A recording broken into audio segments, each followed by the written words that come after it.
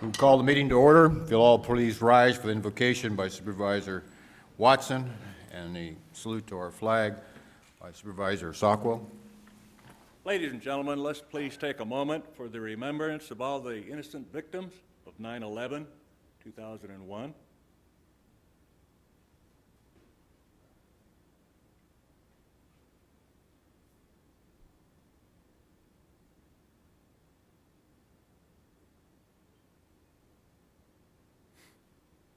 Heavenly Father, we thank you for the many blessings that you have bestowed upon us, and we ask that you continue to keep us under your care. Please guide this board in the decisions before us and grant us understanding and wisdom and integrity as we exercise our duties. We pray for peace within ourselves and throughout the world. In your name we pray. Amen. Amen. Please join me. I pledge allegiance to the flag of the United States of America and to the republic for which it stands, one nation under God, indivisible, with liberty and justice for all.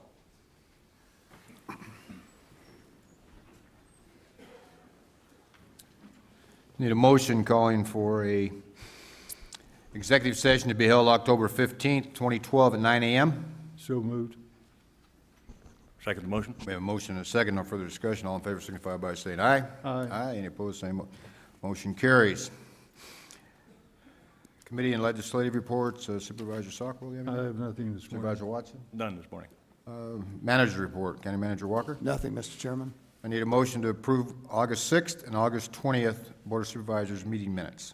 So moved. Second the motion. We have a motion and a second. No further discussion. All in favor signify by saying aye. Aye. Motion carries.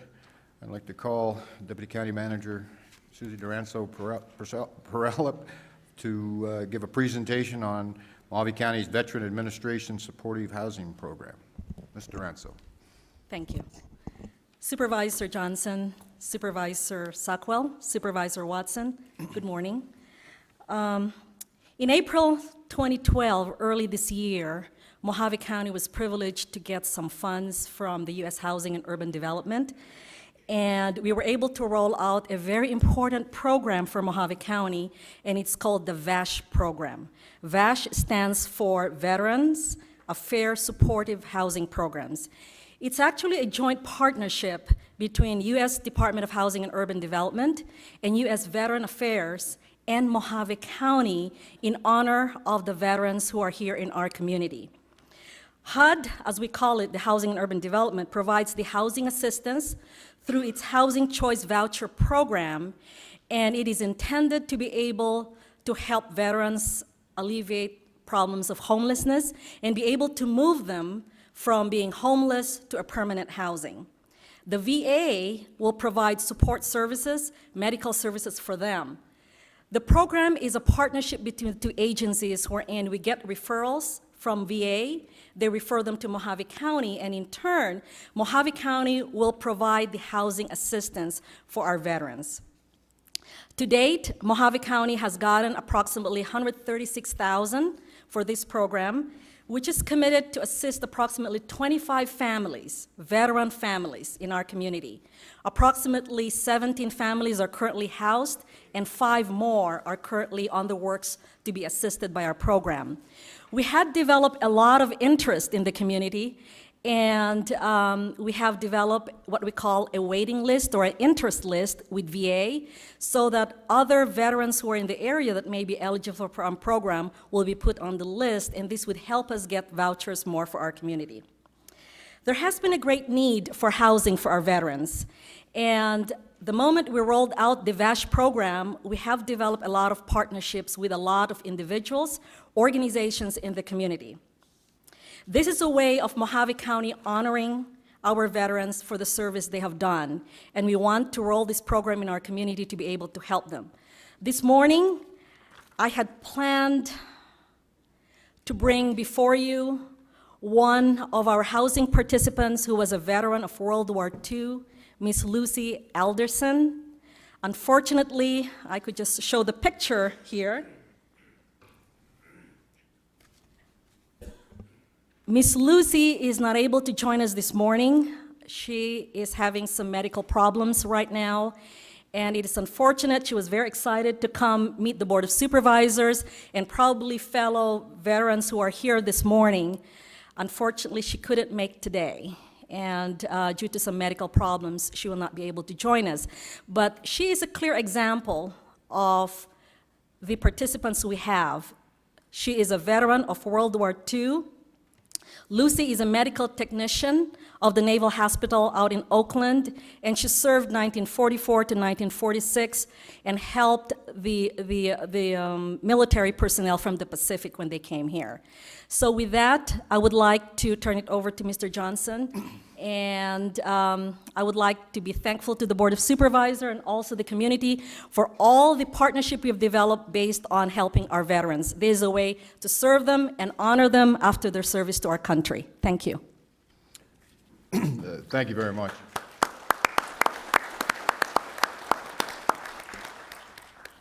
When the county was first notified of the needs of Lucy, we found out that she'd been living in a shed for 12 years.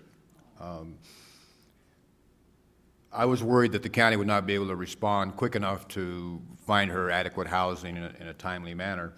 But the county came through, got her in, and in the meantime, I'd sent out an email to former law enforcement officers that I worked with, who are all military people, and asked if they would donate some money so that in case there was a time between when the county could act and we could take care of the lady. The county acted so quickly, but still the people that I had sent emails to wanted to help, and it appears that Lucy could use a bed and things like that just for her living. So they've come up today. I will read off a list of people who sent in money. We also have from some organizations, Bud and Diane Watts, Ace Johnson, Michael Fasari, myself, John and Bonnie View, George and Joyce Fogg, W.T. Spoonermore, Gay and Ken Cruz, John and Jackie Yarborough. Also from organizations, we have from the Marine Corps League Detachment 757, from our local BPOE Elks Lodge 2399, and the Lake Havasu DAV Chapter 27, and a couple of gentlemen from the Lake Havasu area who are World War II veterans, who have done a lot for our country, came up today personally to thank Lucy. It's too bad she wasn't here today, but if they will come forward with the Commandant for the Marine Corps League in Lake Havasu, Mr. Bud Watts, let them present the checks in total to Mohave County. And the checks were made out to Mohave County Community Services, who is, it's not part of their job, but they took it on to administer the money to make sure it went to the right needs of Lucy. So if Ace and Leo would come forward and coming up. Watts?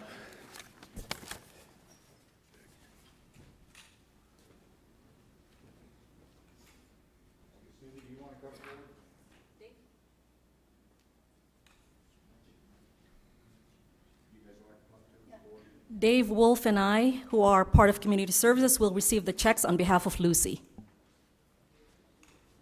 I think he wants to say something. Ladies and gentlemen, by the way, thank you very much to the board for allowing us to be here today. What I really particularly like to do very much is introduce two World War II veterans that I brought up with me today. One is Mr. Leo Arsenault. Leo, raise your hand, Leo. Raise your hand.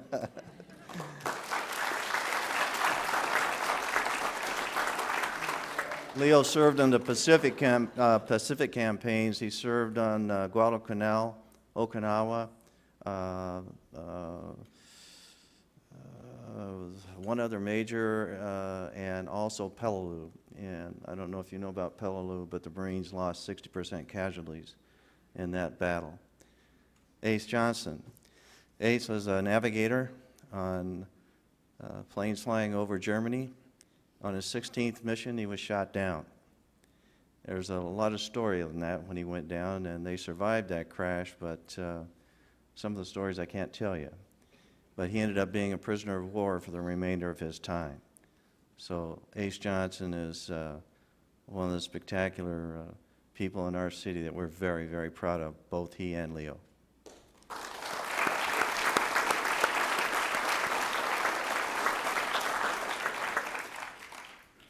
Checks?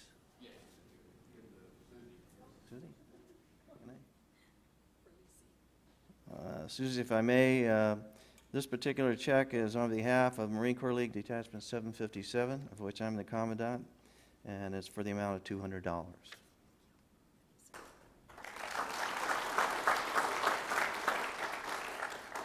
I wear several hats in Lake Havasu. So this one is on behalf of BPO Elks Lodge 2399. I'm the Veterans Committee Chairman for the Elks, and this, in fact, is for the amount of $200 as well.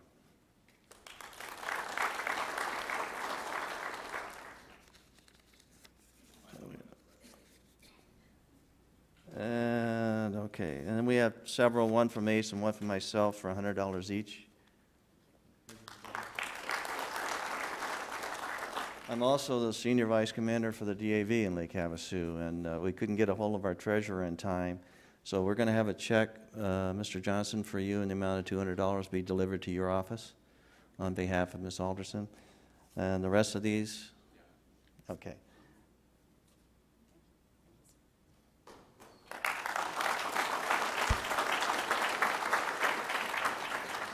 It's an absolute privilege for us to do what we do. When we found out about Miss Alderson, we just went around to every group that we have there and said, hey, we've got to help out here. They did a tremendous job, and my congratulations to the county supervisors for doing what you did for her. It's not fun hearing about a World War II vet, especially a female 90 years old, living in a shed.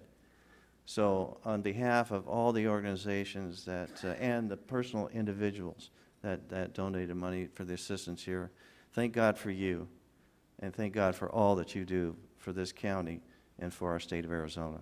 Thank you.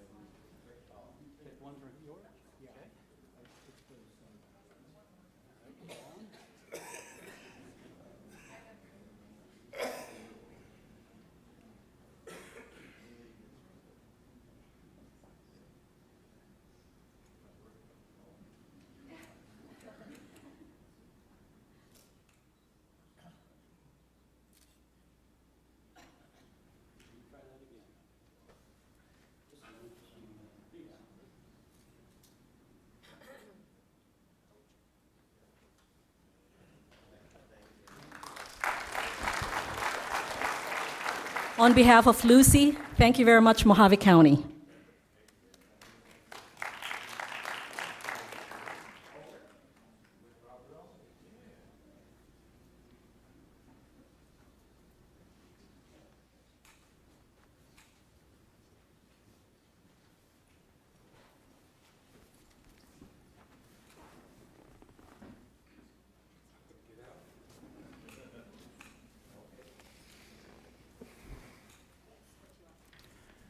Leo said he was a deputy public fiduciary in the 80s, so we'll let him leave before we go into our money part so he doesn't.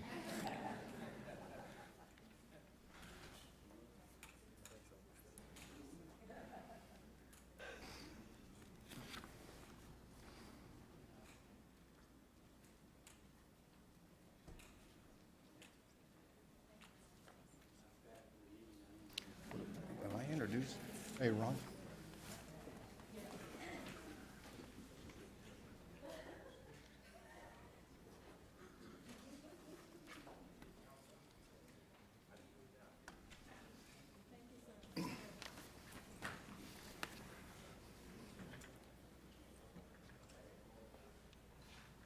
All right, next up, could Mr. Nick Hunt please come forward? Oh, there's Nick.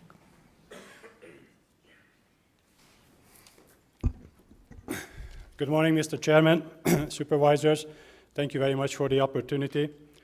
I want to introduce Jack Sinclair, who received an award from the Arizona Building Officials Organization. The Arizona Building Officials Organization represents building officials and building inspectors from Arizona counties and cities throughout the state. Their award for Plan Review of the Year in the state of Arizona was awarded to Jack Sinclair, our plan examiner at the Mohave County Development Services Department.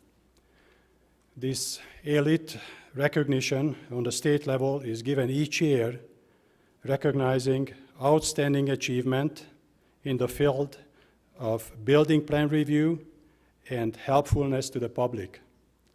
It is based on the employee's dedication and commitment to professional development. Jack Sinclair is a key member of our Development Services employee team, and our priority is to provide excellent customer service to the residents of Mohave County. I want to thank Jack for his dedication and all the hard work, and I want to ask the board to present him his award. Thank you.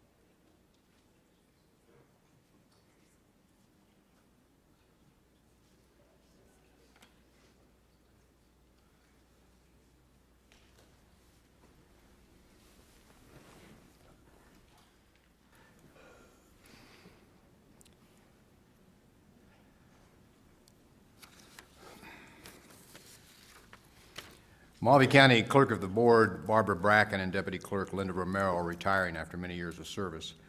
Barbara started with the county in 1987 to assist the then clerk, Pat Chastain. When Pat retired in 2001, we appointed Barb as clerk. Romy joined us in 1997, became a deputy when Barbara became the clerk. Throughout many boards, these two ladies have served Mohave County well. One of their most important duties has been to compile our meeting agendas, backup materials, so we can do our jobs efficiently. The clerk's office is truly the heart of this governing body. Today is their last day, and I want them to know how much they will be missed. We will need to bring them forward. We have some presentations for them.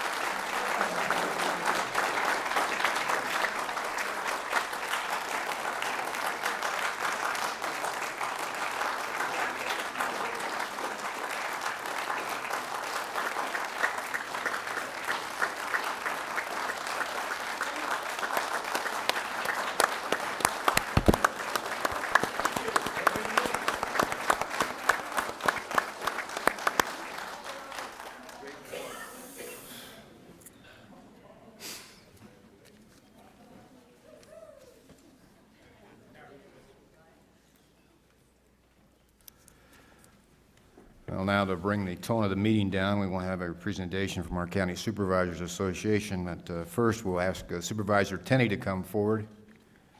He is I believe, the chair of our Legislative Policy Committee. Supervisor Tenney, it's great to have you here in our county. Thank you, Mr. Chairman. Supervisors, it's good to be here with you today. I'm not sure why I didn't get any flowers like they did, but actually, If you would leave, you would have flowers. so as soon as I'm ready to leave, I'm going to expect some of those, Buster. So thank you, Mr. Chairman, for allowing me to say a few words today prior to our Executive Director giving you a report on the County Supervisors Association. I enjoy coming to these kind of things and talking about the organization and what it means to our individual counties. And before I talk briefly about that, I just want to thank each of you individually. Supervisor Johnson mentioned that I am the chairman of the Legislative Policy Committee, and generally that is chaired by the president of our organization, but Max Wilson, Supervisor Wilson from Maricopa, as busy as they are down there, asked if I would chair that this year.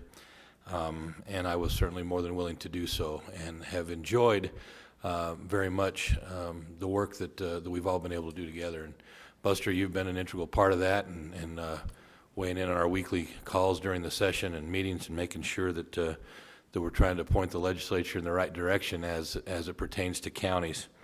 Also have enjoyed working with Supervisor Sockwell and Supervisor Watson. I'm a bit envious of Supervisor Sockwell, who I understand is in intense negotiations for a new fishing boat. And my idea of intense negotiations is eBay. So I wish you well in those negotiations. And if you ever need a fishing partner, let me know. Or if you need any nice lakes in the White Mountains, let me know. I'll point you to some good fishing spots up there in the future. Certainly have enjoyed working with you, Tom, at the County Supervisors Association. Gary, also, if I'm not mistaken, you are the current chairman of the Medium County Caucus at the County Supervisors Association. I appreciate the work you do there. And then also should be noted and appreciated that Supervisor Johnson is in the leadership chain at the Arizona Association of Counties. And we certainly enjoy a good partnership between the County Supervisors Association and ACO, and recognize that Supervisor Johnson will do nothing but continue to bolster that relationship between the two organizations. So thank you all very much. In preparation for what I'd like to say here, just for a second, I want to point out one thing that I'm appreciative of. Many of you knew my father, Louis Tenney, who served in the same spot that I'm in, and served as the president of the County Supervisors Association as well. And I'm appreciative of the kind words that I received from across the state and from this county as well.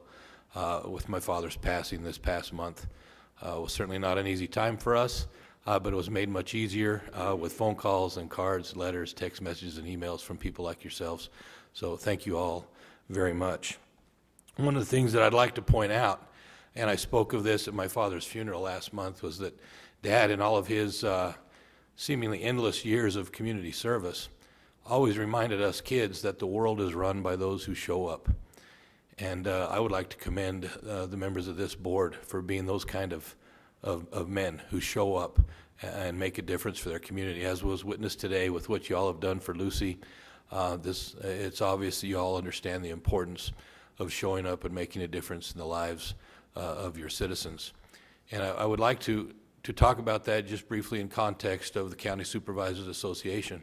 Certainly the need for our association has been very strong the last few years. As the state has continued to struggle, things have gotten a little better there with the state's budget, but we all know the last 5 years have not been real rosy for counties in relation to the state's budget.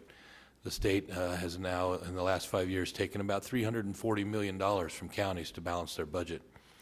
And probably not very many counties that know that any more than this county, who was invited by the state to just write them a check a little over a year ago to help the state with their problems.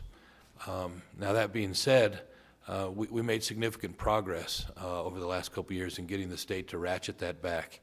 We got them to eliminate the prisoner shift that they were proposing, giving us all the prisoners that were less than a year on their sentence to come to the counties. They eliminated the county contribution fund, which is where they invited you all to just write them a check for a couple $1,000,000, and then we were also able to stop any further raids of our highway funds.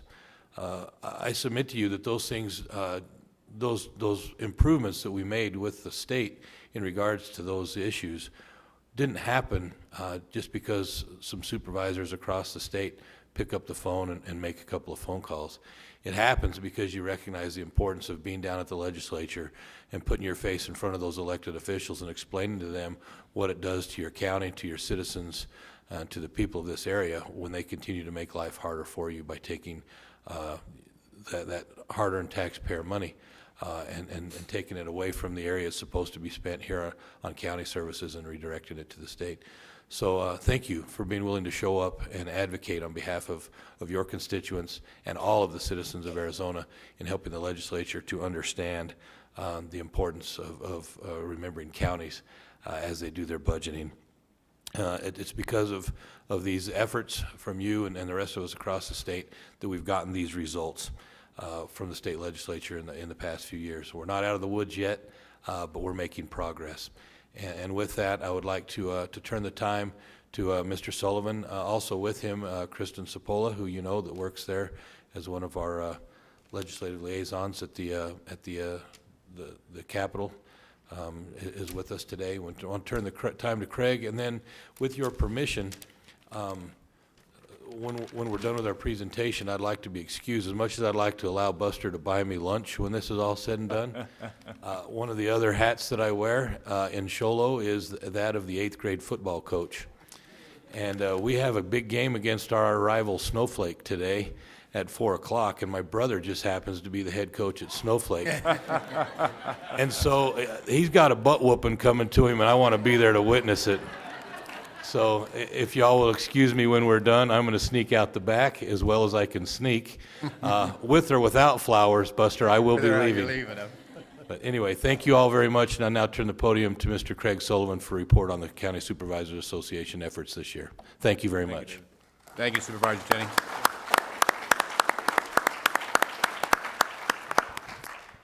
Thank you, Mr. Chairman, members of the board. Again, for the record, my name is Craig Sullivan, and I do have with me Kristen Cipolla, who's a legislative liaison with our organization. And we represent the County Supervisors Association, and we are here to prepare or provide a briefing for you. But as I transition into that, I would just like to briefly comment or piggyback on what Mr. Tenney said. Our organization is only as good as the energy of the folks who participate within it. And we very much appreciate all the time and effort you give us to help us serve you down at the state capitol. And I mean that sincerely to all of you on this board, as well as to your management and top staff. It helps us deliver results for you, and we'll talk a little bit about some of those results as we go through this PowerPoint. To begin with, I'd like to spend just a brief moment on who we are. The County Supervisors Association is a group of all 15 counties and all 55 elected county supervisors. As you know, that's going to expand to 61 after the new year. We're a nonpartisan organization. What we focus on is bringing folks together who are responsible for administering their counties across the state, and we talk about the issues that they're engaged in terms of delivering services for their constituents. We share best practices in how you're administering state law. We talk about solutions, and where necessary, we go to the state legislature to advance specific legislative items. It's also important to note that we're the one-stop shop down in Phoenix that's available to members of the state legislature too. And so every year our phone rings from people serving in the House and in the Senate asking us what a particular bill means, what it means to the county, what should they be thinking in terms of how it might impact on the ground. And so we take that role very seriously as being a conduit between the county boards of supervisors and the legislators and vice versa. You have before you our year-end report, and that'll show you our select services, which are listed for folks in the audience here, and specific activities that we pursued over the last year in relation to that area. It also shows how we're organized, who our leadership chain is, and you can see the work we did in terms of advocacy, both at the state and federal level. research and information products to help people understand how state laws impact the counties, and of course our communication and outreach efforts helping educate various stakeholders about issues that are of county interest. And I encourage you to review that at your leisure, but I'd like to use my podium time to focus on the state legislature and the bills that were passed this last legislative session, and in particular how it connects with the goals we set when we all met in Show Low a year ago, last October, when we set our work plan coming into this session. They're listed for you here. Our top priorities were to focus on the fiscal situation that the state was dealing with, and particularly the items where they were reaching down into county coffers, either taking your money or shifting major functional areas, not due to public policy reasons, but simply due to budgetary reasons, down to the counties, basically shifting the problem from the state down to the counties. That's what we've been focused on for several years, as you know, as the propensity to take county resources has increased substantially. So we knew we needed to get our message across about stopping that very problematic trend. We also knew that every year clients of ours in the counties will bring bills to us, program improvements that we need to pursue at the state legislature. And we also talked about the items that we saw emerging as relevant items at the Capitol, issues that could come from any number of stakeholders, and beginning to organize around how we would respond to be involved in whatever bills were put in the process. And as you know, there are about 1,400 bills that are at the state Capitol each year. So when we organized back in Show Low, this is what we were focusing on and how we were going to deploy, and we organized accordingly.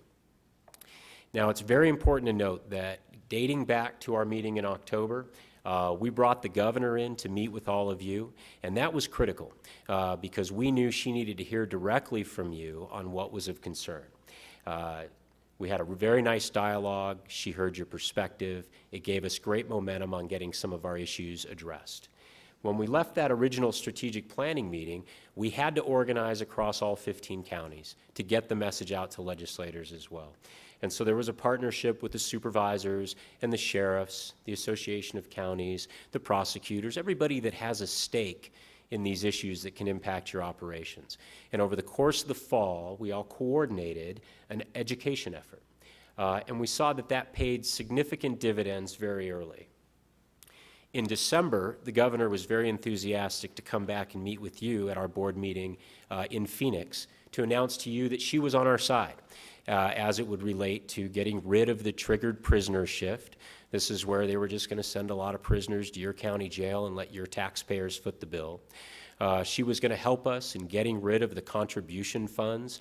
That's really a euphemism for stealing county money, but it was where they had taken resources directly out of the general fund of Maricopa and Pima for several years, and then in the last year had decided that Mohave, Yavapai, and Pinal ought to start throwing money their way as well.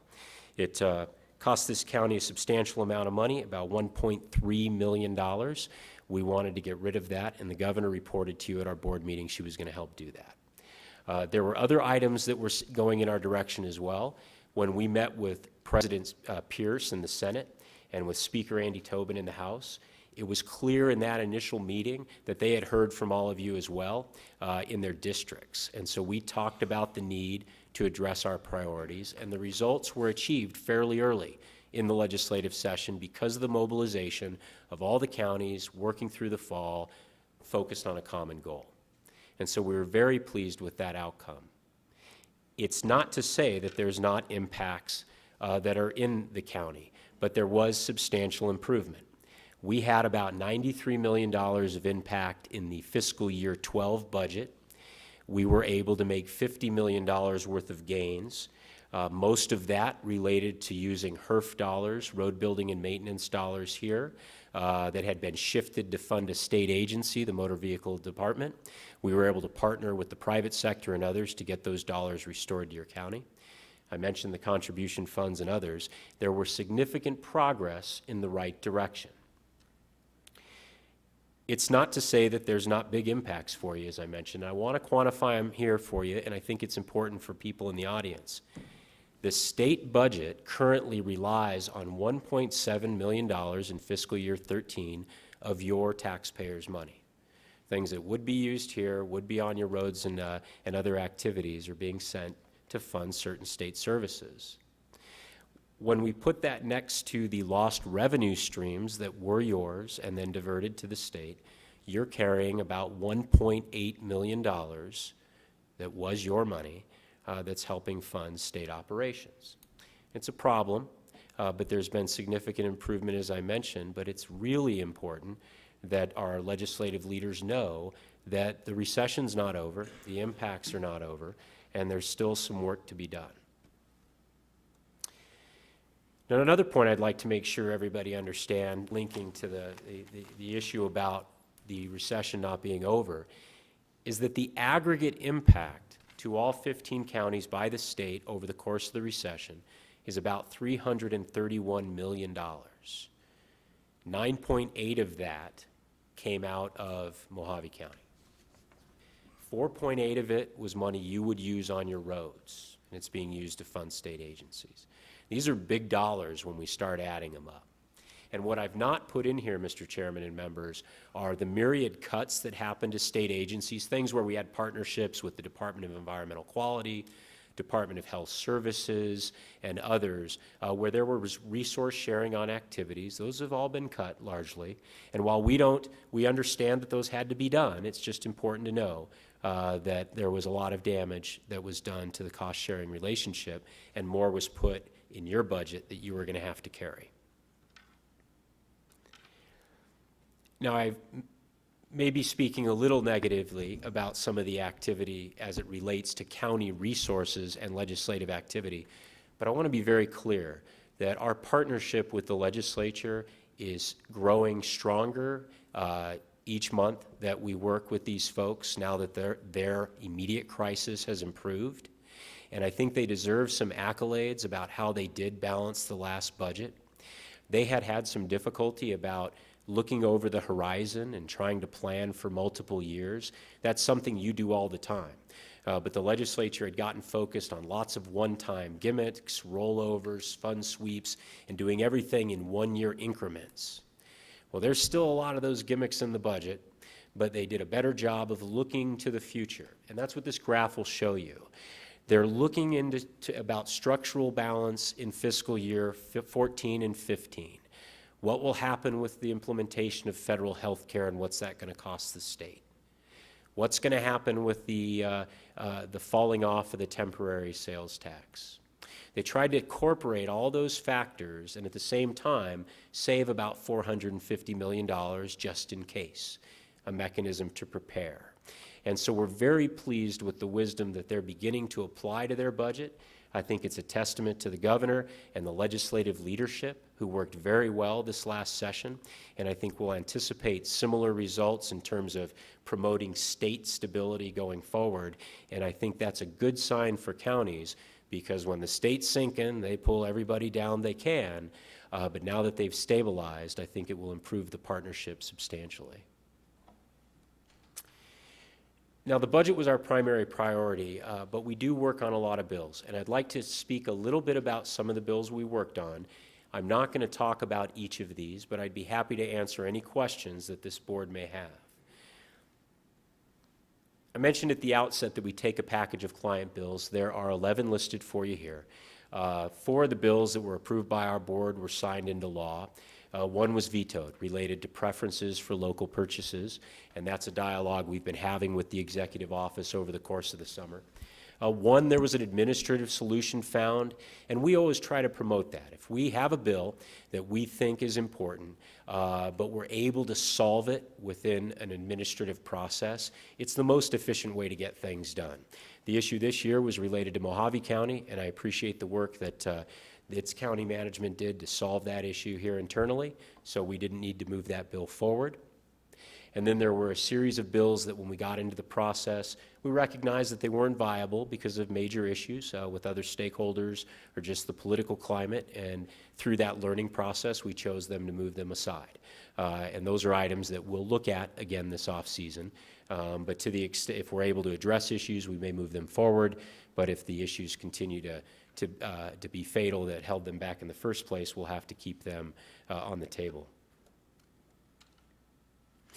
Now, Todd Medexa isn't here with us today, and he's our legislative director, but he's the guy responsible for reviewing about 1,400 bills that come into the process. And we do not like being the Department of No when we see legislators pushing bills. We like to work with them in an area that's of interest to them.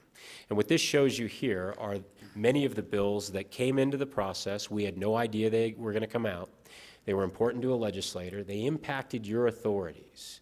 We were concerned about them, so we sat down with the legislator to work through those issues.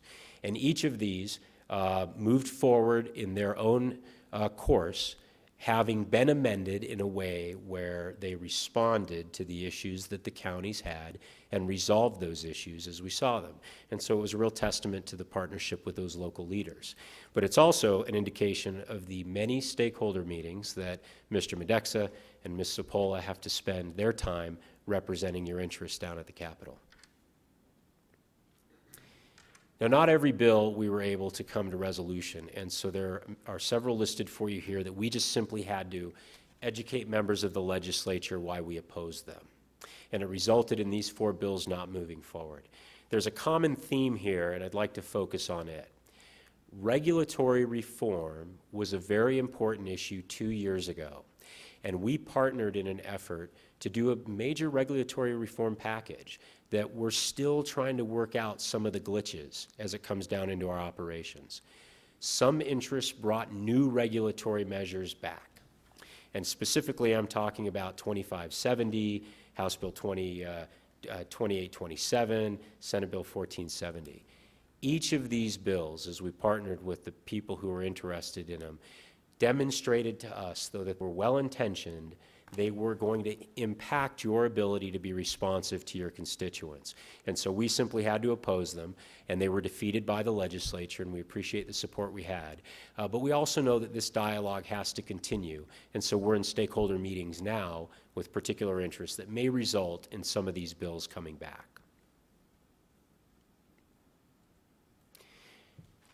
A little bit about the bills that were vetoed. Governor Brewer has really been a friend to local government.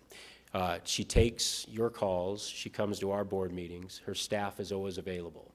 And that results in our ability to get the information on her desk when she's looking at the bills before they get her signature or veto. She vetoed 26 bills this year. Several of them were at the request of local governments. And I just want to acknowledge her good work in that area. It was very important, and it was responsive to local elected officials. And before I wrap things up, I'd like to just briefly describe what we saw as our takeaways from this legislative session and really from the whole recessionary period. And I think the key, and counties need to continue to do that, is to stay organized as they have been through the recession and stay engaged with their legislative delegation here and the legislators down at the Capitol to always keep the communication lines open. Because every item that we were successful in achieving this year was the result of dialogue between state leaders and local officials. And I mean a lot of ongoing dialogue over time. But it led to results, and so we want to keep that up. I also want to point to the partnership of county officials. Every month we have our board meetings, and every year we have a strategic planning session. The strength of that partnership gets better and better as we all get to know one another and we all get to identify specific action-oriented agendas. Everyone knows that you have to have results-driven priorities. And so everybody's partnership in that, I think, is paying off substantially. So we're hopeful that we're going to keep that momentum going as we get into our next legislative summit. Mr. Chairman, some quick bullets for you on what we are working on. The items I'd like to mention to you are we are focused with the governor's office on financial items, whether we're able to get more highway user revenue dollars back to your county, whether we're able to get the Arizona State Hospital off the local taxpayer's dime. whether we're able to restore the lost lottery revenues. We're also focused on the federal agenda. You all receive what's called payment in lieu of taxes, and I think it's about $3.3 million for your county. Anybody who knows that program knows it's not a social welfare program. It's not federal government spending. It's compensation for federal seizure of our public lands. And so it's really how they pay us for all the work we have to do on the forested lands. Those dollars are in jeopardy. And our whole coalition has been participating with our congressional delegation to preserve those dollars. Mr. Johnson, you've participated in those meetings on Capitol Hill. It means a lot to Western states. And it's a program unique to Western states because there's not a lot of public lands on the east. But those dollars are rightfully the taxpayers' dollars here in Arizona. And as our delegation often tells members of Congress, they can cut that program provided they give us the lands back. Obviously, they're not going to provide those lands, so we expect full payment in lieu of taxes. A couple of quick slides for you related to the election. You've all seen this, but what I want to reinforce here is our organization is focused on identifying how the new districts impact representation down at the state capitol, and then creating opportunities to meet with new folks coming down to the state legislature to represent rural areas. And I had the pleasure of meeting Mrs. Ward earlier, and I can't quite call her senator-elect because there is a general election, but we look forward to working with her down at the state legislature and others as well. And the final slide is our commercial. Our strategic planning session, it's just a big board meeting, is in October, 1st through 3rd. And that's where we're going to ask everybody to set our priorities and set our direction for the next year working with the legislature. I hope that you'll take the time to participate. It really sets our work plan for the year going forward. And I think you all have seen how it ends up in good actions for the counties and good results. Now, Mr. Chairman, I very much appreciate all the time you've given me. I know I'm generally on a 5-minute clock, so feel free to stop me there, and I'd be happy to answer any questions. Supervisor Sokol, you have any questions? No questions, Greg. I just want to thank you guys for being our watchdog at the legislature. You're not a big staff, but you do a tremendous amount of work, and we really appreciate it. Thank you. Supervisor Watson, you have anything? Just want to thank the entire staff at CSA. Remarkable amount of achievement this year and years past by such few people, but the caliber of people that you have down there is just outstanding, and I just want to say thank you very much for all the things that you've done for us. Well, it's our pleasure, sir. I, on the other hand, have some questions. Seems to me you were a little generous with your balanced budget at the state talk. I believe we're still one of the top 10 states in debt. Is that true? Mr. Chairman, I don't know what the number is in terms of how we rank, but you are very correct that in the state budget there are still, well, over $1 billion worth of rolled over expenses in the K-12 system and university system. There's about $450 million of money that was used in one-time expenditures in fiscal year 10 that now needs to be paid off over the course of 20 years using the lottery revenues that you used to receive to your county. And so your point is very well taken that there is a lot of debt and burden that they're still carrying forward. But I think in relative terms, they've made significant improvement, and I think they are beginning to pursue as priority items restoring paying off some of that debt. Right, but they seem to be touting an awful lot of, oh, we've balanced the budget with no gimmicks, and right there, I mean, when we talk about the school system, which is, $1 billion owed to them, that's why our schools have to continually borrow money during the year which double charges our taxpayers. We're also, I believe, the second highest in foreclosures our state is, so that's not going to help out. And most of the saves for the county came from the governor's threats of vetoes. It wasn't the legislature. They moved ahead and did things that, and I don't know how many things, it's just like with the retirement system where they moved ahead something that was totally illegal and they lose it in court, so then it puts another burden on us to, the counties and the cities to save money to pay back to employees, things they should have known. With the sales tax sunsetting, do you think they're going to be able to cover that, or they're just going to go deeper and deeper in the hole? Well, Mr. Chairman, all good points. The termination of the sales tax, the sunset of the sales tax, is something that is driving a lot of their planning efforts. There still is currently a structural deficit associated with losing that revenue from the temporary sales tax. Revenues are improving. And so with each month, as revenues improve, the picture gets a little rosier. We're not going to know for about a year whether they're able to close the gap, but it's substantially lower than the $1 billion gap we originally thought it was.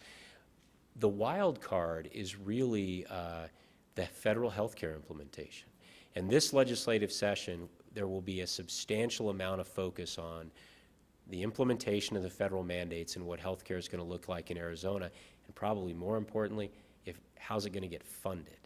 That has been a major budget problem for the state over the last 10 years, just given the voter-approved health care expansion, and now they're really struggling with how to go forward. So they are not out of the woods, and I don't mean to suggest that at all. I think my primary point about the legislature is for the first 3 years of the recession, they were violating the #1 rule about getting out of holes, which is to stop digging. And so there were so many actions that just were not productive. I think now leadership in the governor's office have really come together, and they're looking over the horizon and managing before they need to act instead of always being in a crisis mode. Thank you. No other questions? Thank you, Mr. Sullivan. Appreciate you taking the time to come up and updating us, and we look forward to participating in CSA meetings in the coming year. Thank you, sir. Thank you. Let's take a short 5-minute break before we get going to the rest. Sure.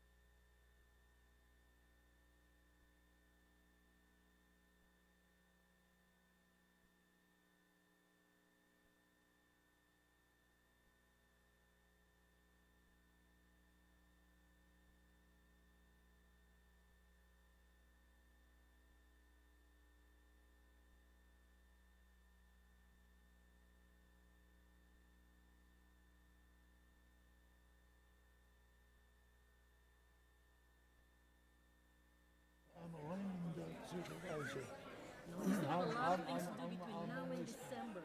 I'm only spending a half a day. We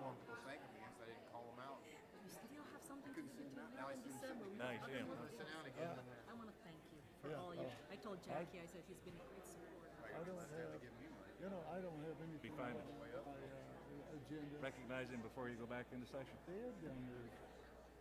I'll get you involved. No. No, you don't want it? No.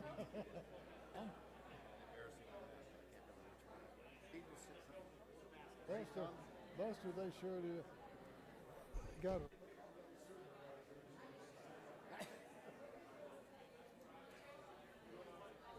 Go back to work here? Get her knocked off? Yeah, might as well. Get her done. If I can get you to take your seats, we'll get the meeting back going again. Guess if I quit hitting the glass and start hitting the wood, it might. Be a little safer. Yeah.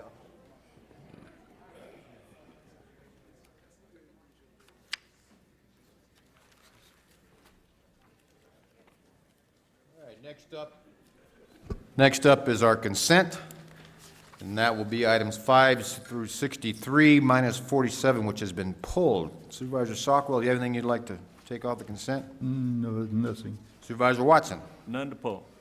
I would like to pull 31, 40, 53, 55, 56, 62, and, let's see, 63, what do I have, the 63? Is that the one we have to change the amount on? All right, 75, okay. All right, look at 63. Okay, 63 was executive session. Would you repeat those again? Right, I need a motion to approve the consent, excluding item 47 that was pulled, and minus items 31, 40, 53, 55, 56, and 62. So moved. Second. A motion and a second, no further discussion, all in favor signify by saying aye. Aye. Aye.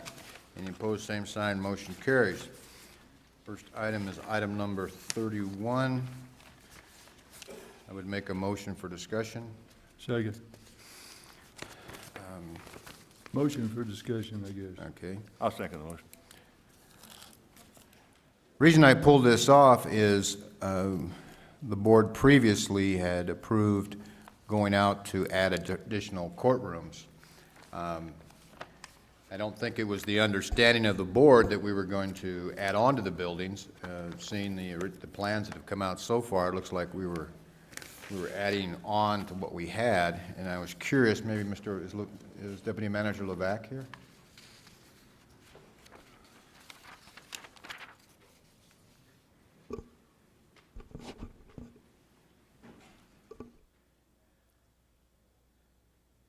I guess the question I would have for you, Mr. Levac, is, it appears in an inventory we have in the Kingman Courthouse, first floor 2 courtrooms, second floor 2 courtrooms, third floor 2 courtrooms.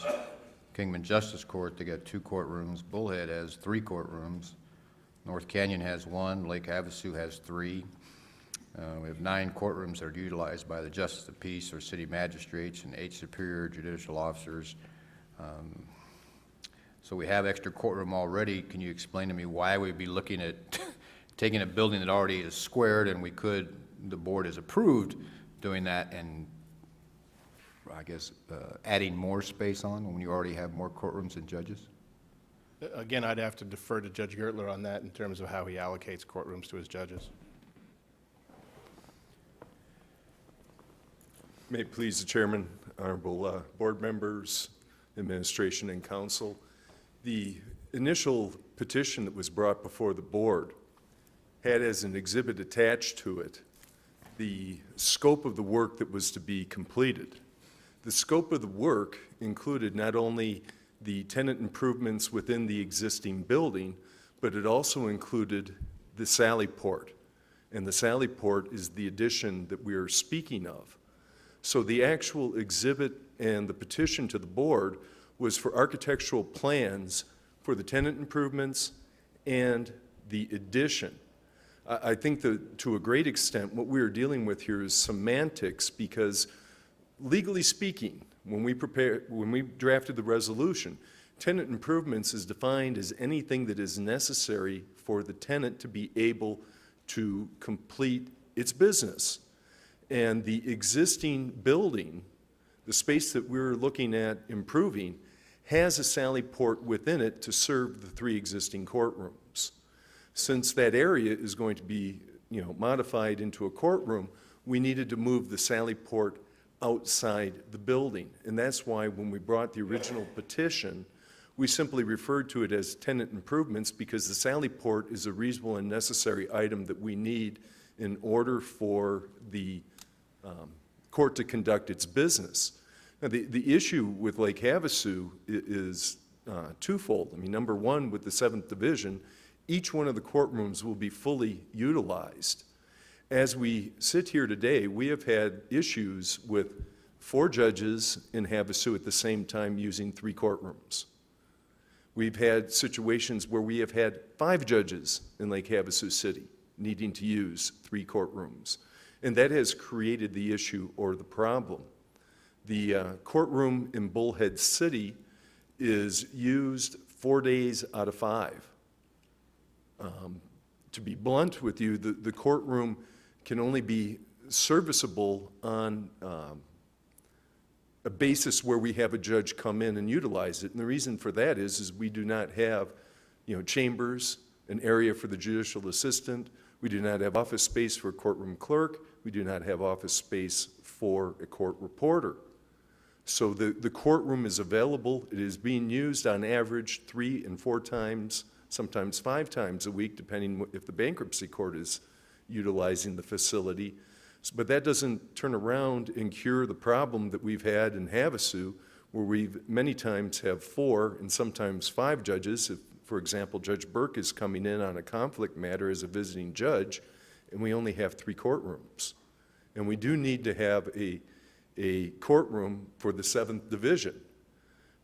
2 weeks ago, Court Administrator Kip Anderson and I had a conference call with the governor's office, and that included Joe Sherrata, legal counsel, Paige Gonzalez, the director of policy for the governor, and John Arnold from the budget.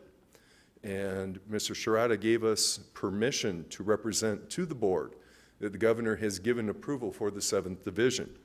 It is not official until she signs, the actual, declaration or resolution or letter approving it.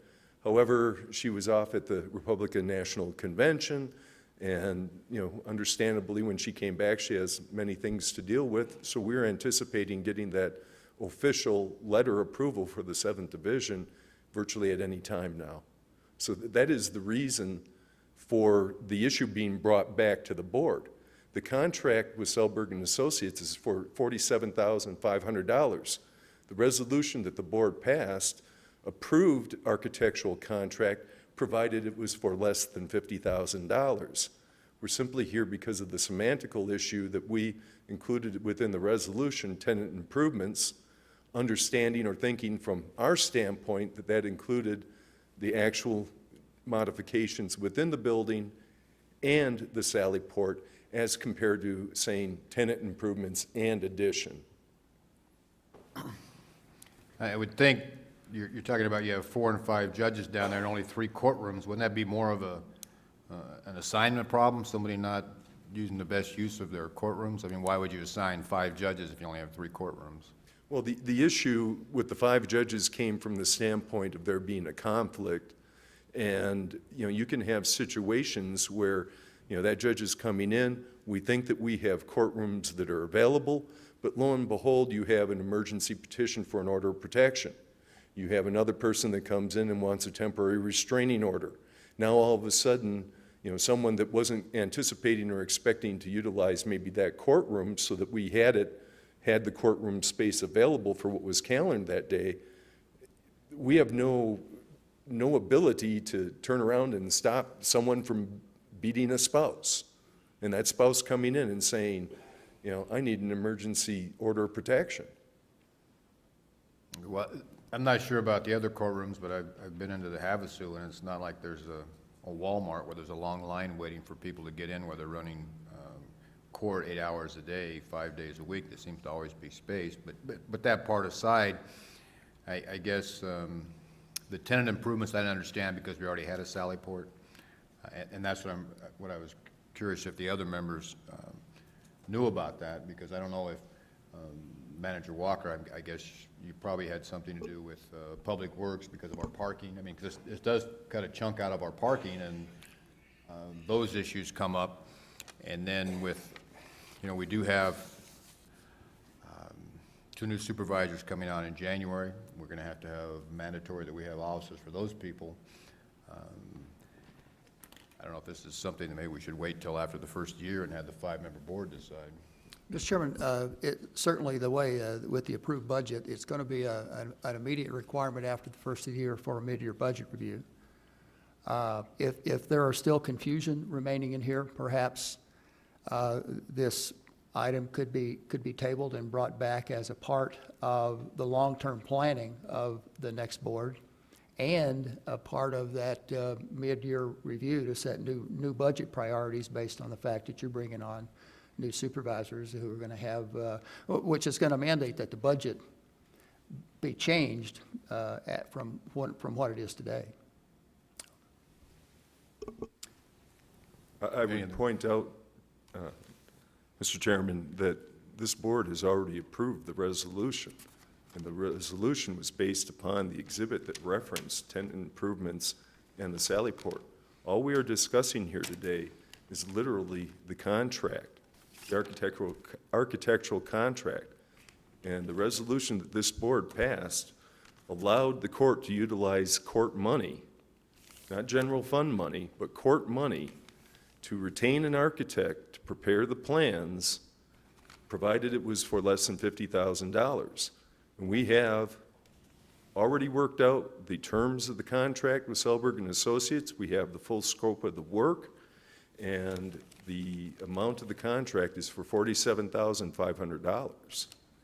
Now, if and when the issue comes up with respect to going out to bid for construction, well, that is certainly not before the board today, and that will be an issue that you folks will have to look at in the near future. Mr. Chairman, if there is a possibility that the tenant improvements that are being discussed here could be some argument or confusion in the future, does it make good business sense then to plan and pay the architect to make plans that you may have to come back and change sometime in the future, which to me would incur additional costs? I mean, that's kind of a rhetorical question about I'm sorry, but the comment doesn't make much sense. Our plans are what the plans are going to be. Well, here's my comment, Judge. We have defined needs. If you're doing architectural drawings that are going to include things that it would appear that the board has some confusion about what was intended, and we don't have the resolution in front of us, and in the final analysis, the board makes a decision about the county building that they don't want to go forward, you've paid for plans that are going to have to be redone. I guess that's the possibility that I'm laying on the table, and I don't know if that's going to be the fact or not. Any questions by the board members? I don't have any questions, but I would like to propose to approve the contract because, for 2 reasons. Number one, they are court dollars, not general fund dollars, and the other is just clarifying the semantics of the confusion or the supposed confusion of the resolution. So that's why I'm making a motion to approve. I guess I'd ask Mr. Timko, are the architecture contract, is that strictly, from your perspective, funded by the court funds? Okay, thank you. Thank you, Judge. I guess the question I would have, Supervisor Watson, would be, I wasn't aware because there's a Sallyport there now. That's how we designed it to begin with. And I didn't realize that they were going to go take a big chunk of the parking lot, which makes it, before it was just a square building, you could drive into the building. Now there's going to be a rectangle sticking out where now you've got two different sides that where people could hide behind or whatever, or people to run into with their cars. That's what kind of bothered me. Nobody said we were giving up our parking lot either on that. So that's- Chairman Johnson, if I could address that issue for you. We met with the architect along with Public Works. We had our limited jurisdiction judge, Judge Davis, present as well. The addition that we're talking about is going to take 3 parking spaces. That's it. And I think you have commented that, you know, you see the building open and there's available court space. 3 parking spaces is not going to turn around and have any detrimental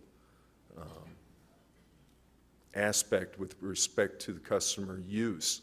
In fact, the parking spaces that we are referencing are ones that employees utilize. It is not the public that utilizes these particular spaces.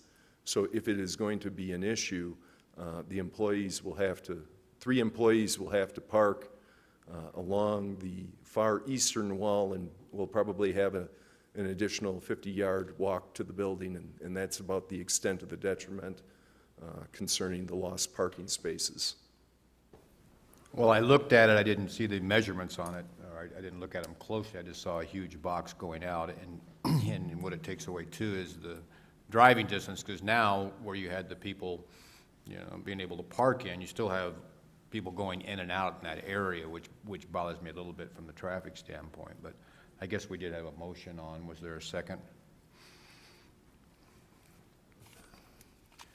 Is there another motion? I will go ahead and second this. This is just to do the drawings. It goes no further than that, because I would like to see what the drawings show, and we estimate how much it's going to cost, and we leave that decision up to the next Board of Supervisors. I have a motion and a second. Any further discussion? Hearing none, all in favor signify by saying aye. Aye. Aye. Opposed, nay. Motion carries. Next up is item number 40. Adoption of Board of Supervisors Resolution 2012-141, Mohave County Parks Application, sponsorship of a recreation trails program, grant in the amount of $23,446. Could I have a motion for discussion on this? Motion for discussion. Second the motion. Thank you. Is Mr. Lingenfelter here?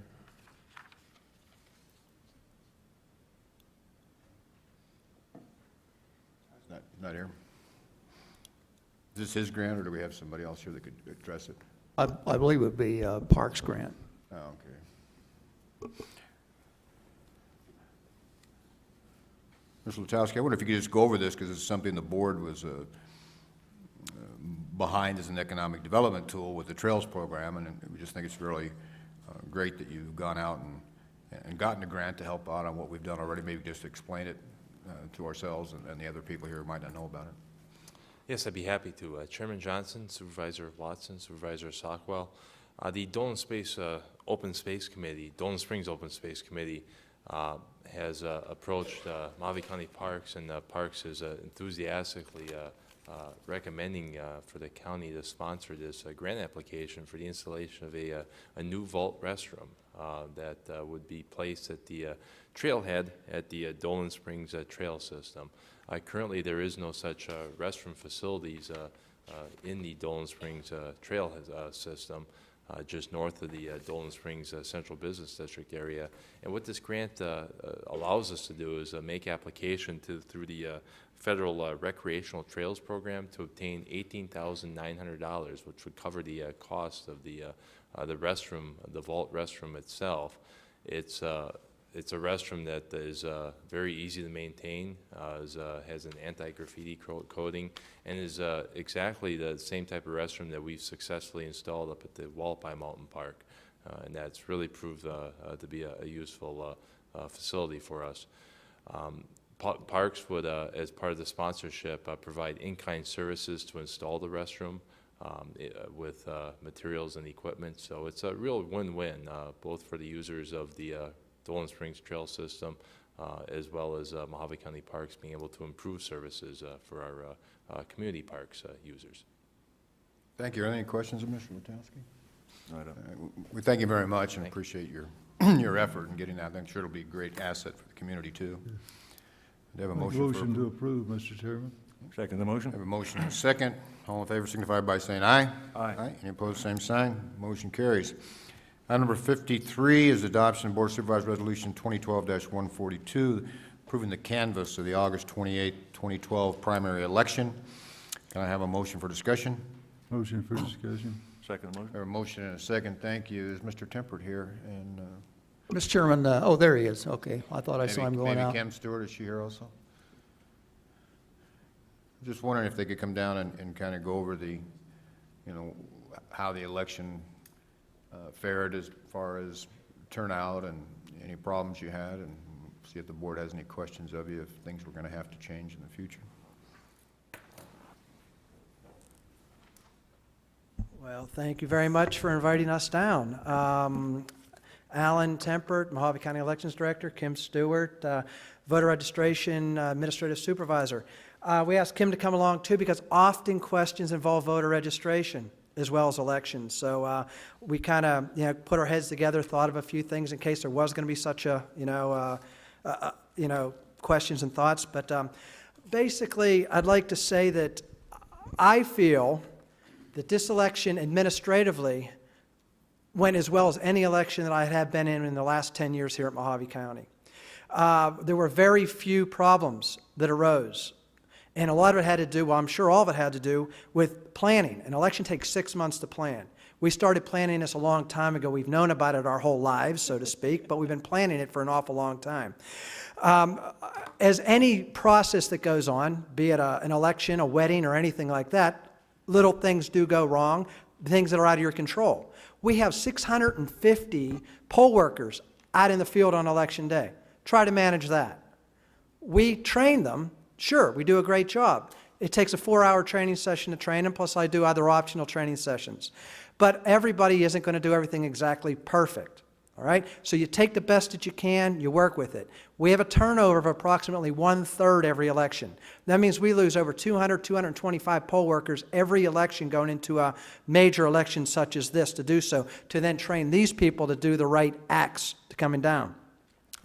We had very little problems at the polls with our poll workers, and I'm very proud of them, and I'd like to really attribute that to the training that they received through, not through me, but I have a trainer, Betty Vernon, who just does an outstanding job, and I think I would put her against any person in the state when it comes to training poll workers. Our problems came about were uncontrollable. We controlled things very well. What could be controlled was controlled.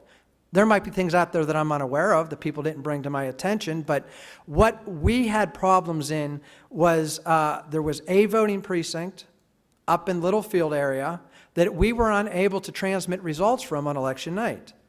Well, unfortunately, there's a phone line in there that we must use, that the door got locked, and my poll workers who were trained to go in the daytime to make sure that they were going to have access after 7 o'clock, and they did, and they were assured when they got to that area, it was locked. Well, you're 3.5 hours away. There's absolutely nothing I could do about that. So what I am going to do about that is I'm moving the polling place for the next election. Okay? That one, we've been up at the Beaver Dam Fire Department, and they've been telling me recently that they think we should be finding other places to go, and we're in the process of doing that. I took care of that yesterday. It's not official, but I submitted it in the Department of Justice for their approval, and I expect it to be approved come the general election. Other issues we had come election day. We had some electioneering issues. I got a few calls here and there.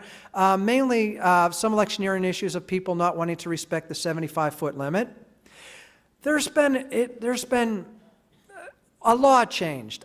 Prior to this election, in session, it was last year, the prior year after the 2010 elections, that defines electioneering differently than it did in the past. Prior to electioneering was you weren't allowed to enter a 75-foot limit from the entrance to the polling place. You weren't allowed to be wearing campaign buttons and shirts and bells and whistles and flags and whatever that might show support for a particular party or candidate. Well, the legislature changed that rule to electioneering to only mean verbal inside the 75-foot limit. Okay. Well, when you start looking down, what that means is you were allowed to take campaign signs inside the 75-foot limit. If somebody was on their way in, they can put them against the building. Well, that was an issue. We had some places out there, a couple of churches. They were actually all churches that I had to listen to on the phone, which is great. I didn't put it that way. That I had conversations with and my people out in the field on election day about how they felt their property was being disrespected. I certainly hope I don't lose any of these polling places for November. I still have to call and discuss with them issues. We don't have contracts with them. We have agreements with them. So anybody could tell me to leave any particular day they want to. But the good feeling I have about these places is I've been here for 10 years, and these establishments that we had issues with, we've been using them at least as long as I've been here. And that's as far back as I could really track. Overall, there's nothing else that's really coming to mind with problems and issues that we had at the election, and nothing that would really would cause anybody that should raise a flag of saying, well, gee, this was done wrong. The biggies, things about, does the machines count votes right? Well, I know they count votes right. We were supposed to have a political party hand count last Friday, but it got canceled because both of the parties weren't represented. It's okay, but I know the stuff does what it does, and it does it well. We had our turnout, if we want to just talk a recap on the election, we had a 25.18% recap. 25.18% turnout. And if we compare that to past years, just in general, overall, in the primary of 2008, we had 18.05%, which would have been akin to this election, so to speak, leading into the presidential year and with the boards of supervisors and county offices. In the general election, we had a 65.51%. In 2010, we had an increase of 23.75% in the primary. This is the gubernatorial years. And the general election was 47.21%. And leading into 2012, just like I said, we had a 25.18% turnout. But what's neat to be seen here is the turnout has increased gradually in this type of an election, and we know we're going to get smacked on the general election because it's the presidential election year, and I'd be expecting every bit of another 65% turnout, if not better. But we've been having an increase in early balloting. And I can let Kim speak on why we have an increase on early balloting. But basically what I figured out, in 2008, 2.3 times the people went and voted at the polls than cast an early ballot in the primary. And then that went down to 1.9% in the general election. Then I go to 2010, 1.7 people, if you can take a point of a person, of course you can't, went to the polls versus an early ballot, and the general election is 1.6. Once again, more early ballots being cast. This election here was the first time that I'm aware of, except of an all-mail ballot election, of course, that we had more early ballots cast than we had people go to the polls on election day. It broke out to 0.9 times percent, so early balloting now took over statistically, and I didn't write that number down, but there was a total of 14,472 early ballots cast, and just under that were at the polls to make that 25.18%. So it seems like we're going that way in trends. You know, the state's going that way. I've seen a couple of the other counties that had higher turnouts. We were down in turnouts. We were down in probably the bottom 30%. There were a couple of counties that were less than us, and a bunch that were right around us, and but a few were a good bit ahead of us in percentage turnouts. But those counties, I see them using more and more early ballots. You know, more people are just going that direction. Whether they're being forced to do so in special district elections like Yavapai County, or if it's just a volunteer stuff or the political parties. But if that's okay, I'd like Kim to come and talk about that aspect, because it seems to go in more and more that direction, and she's the early ballot person here. So, Kim? I'd be glad just to answer questions about that. That is more and more and more. people, when they register to vote now, it's just a one-click when you do it online to become a PVOL, which is the permanent early voter list. So more and more people do that. We've had an increase in the 2008 election cycle. We had 5,000 people on the permanent early voter list. We now have 27,000 people on the permanent early voter list. So without asking, we automatically send out, we have already 28,000 requests for the early ballots for the general election this year. So that's how many ballots go out, will automatically go out. That's without anybody calling to ask for a ballot. So, and we sent out 21,400 for the primary, and that was less because of the people who are independent had to request a ballot style. That's why less were sent out for this primary election. The unfortunate thing, out of all those that were sent out, only about half of those came back in the mail. So hopefully we get a little bit of return on those that we send out. Now, those that are sent out, do we have any way of stopping those? If they come back, we can say, well, we're not sending it again? I mean, there's quite a big cost in that, isn't it, to mail it, and then when it's returned to us, those ballots that aren't being used cost taxpayers a little bit of money, don't they? If they come back to us with an address problem or an issue like that, there's very few, because we're on that. I mean, if they come back and we don't send them again if there's an address problem. We don't just continue sending them. Right. So those we stop, we take them out of the system, we don't continue to send those. The problem that I have personally is people like, was our 4th election this year. So if someone's on the PVOL list, we have to send them a ballot by statute. And if they choose not to vote it, there's nothing that I can do about that. I can call them and say, will you please vote that ballot? If they choose to go to the polls, they have to vote a provisional to make sure, there's a process to show that they did not vote that early ballot and then also vote a provisional. But if they choose just not to vote, then here I'm sending them 4 ballots so far this year, perhaps, and they've chose not to vote any of them, but there's no statute. So I'm going to push for some legislation to stop after, say, 3 general elections or 2 general election cycles or 3 generals or 3 elections of some sort. Once we've sent out a certain amount of ballots, that we can take them off the PVOL list, because there's no mechanism for the counties to remove somebody from the PVOL. I just have to keep mailing these ballots to them, and if they want to throw them away, that's what they're doing, throwing them away, and I got to keep sending them. And we spent, the postage alone was nearly $10,000 for the first batch of mailing that went out. And figuring what it costs, because we're still hand packing. This will probably be the last election that we're going to be able to hand pack in the county. But it cost about $60,000 to process this election, just packing the ballots to mail out. And if they're not going to, I want them to vote them and send them back, but if they're not going to do that, then we need to have some legislation so that we can remove the people from the PVOL list if they're not going to vote them. Because, that's just it. And when, some people will call on election day and they say, well, I didn't really understand what I was checking that box, and I want to go to the polls. And so then we tell them to go to the polls and they can vote a provisional ballot, and we have a little form that they can fill out so that they can get off the PVOL list. And, then they're glad, and that's all taken care of. And that's one mechanism we have to remove them from the PVOL list. And we don't continue to send those people. And we have, right now, in between these 2 elections, we have a small period of time to get as many of those people out, and we're doing that right now. We've gotten a bunch of those back from the poll sites. And then in any of the ones that came back in the mail, and we're trying to educate the people, too, who are on vacations. We have that problem as well, because election mail does not forward.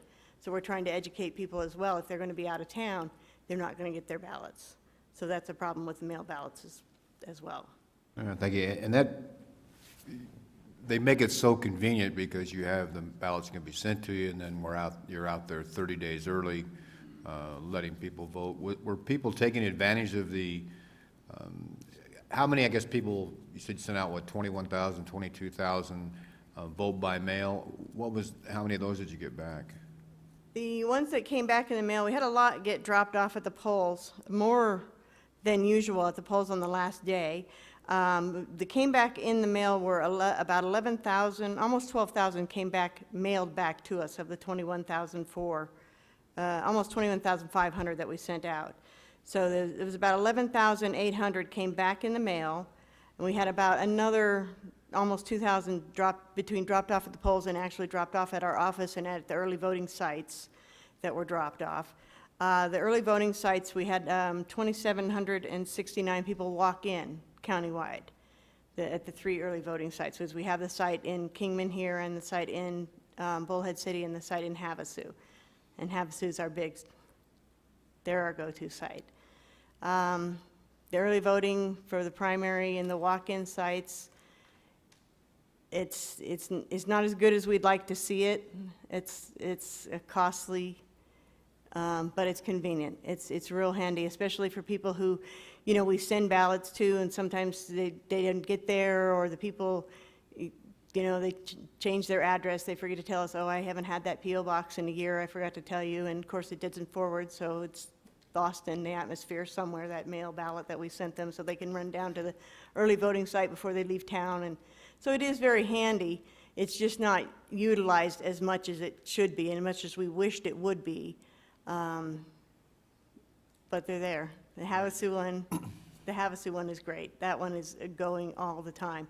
That was our biggest turnout down there. We had 1,800 voters use that one. And they averaged, at the end, well over 100 people a day in Havasu. So we only had, 800, 900 people voted in the other 2 cities early, so it wasn't too cost-effective to have them, huh? We had 393 people vote in Bullhead, and about 700 people in Kingman at the early voting site. I know a lot of people just show up on Tuesday and vote and don't realize what kind of time you put in. Do you have an idea how many hours go into setting up just the early voting? Our office started, I don't know when we started, but I can tell you when our overtime started, and that was in July 9th when we started in overtime working. So we were already working in June on this election, and we're already having to go into overtime by July 9th in our office. So that's how far ahead voter registration works, because we've got to be packing ballots and have all that stuff ready to mail. Everything, the 20,000 ballots had to be packed and ready to go by August 2nd. So that has to be done that far ahead. Ballots printed, envelopes printed, all of that stuff done that far ahead. Now, we send military ballots and overseas ballots. That has to be done 45 days in advance of the election. So we're even that much further ahead of all that stuff. So by election day, we're taking a rest. When he's getting busy, we're finally, election day is like a rest for us. We're just kicked back. We're on the phones all day, but that's our day off, kind of.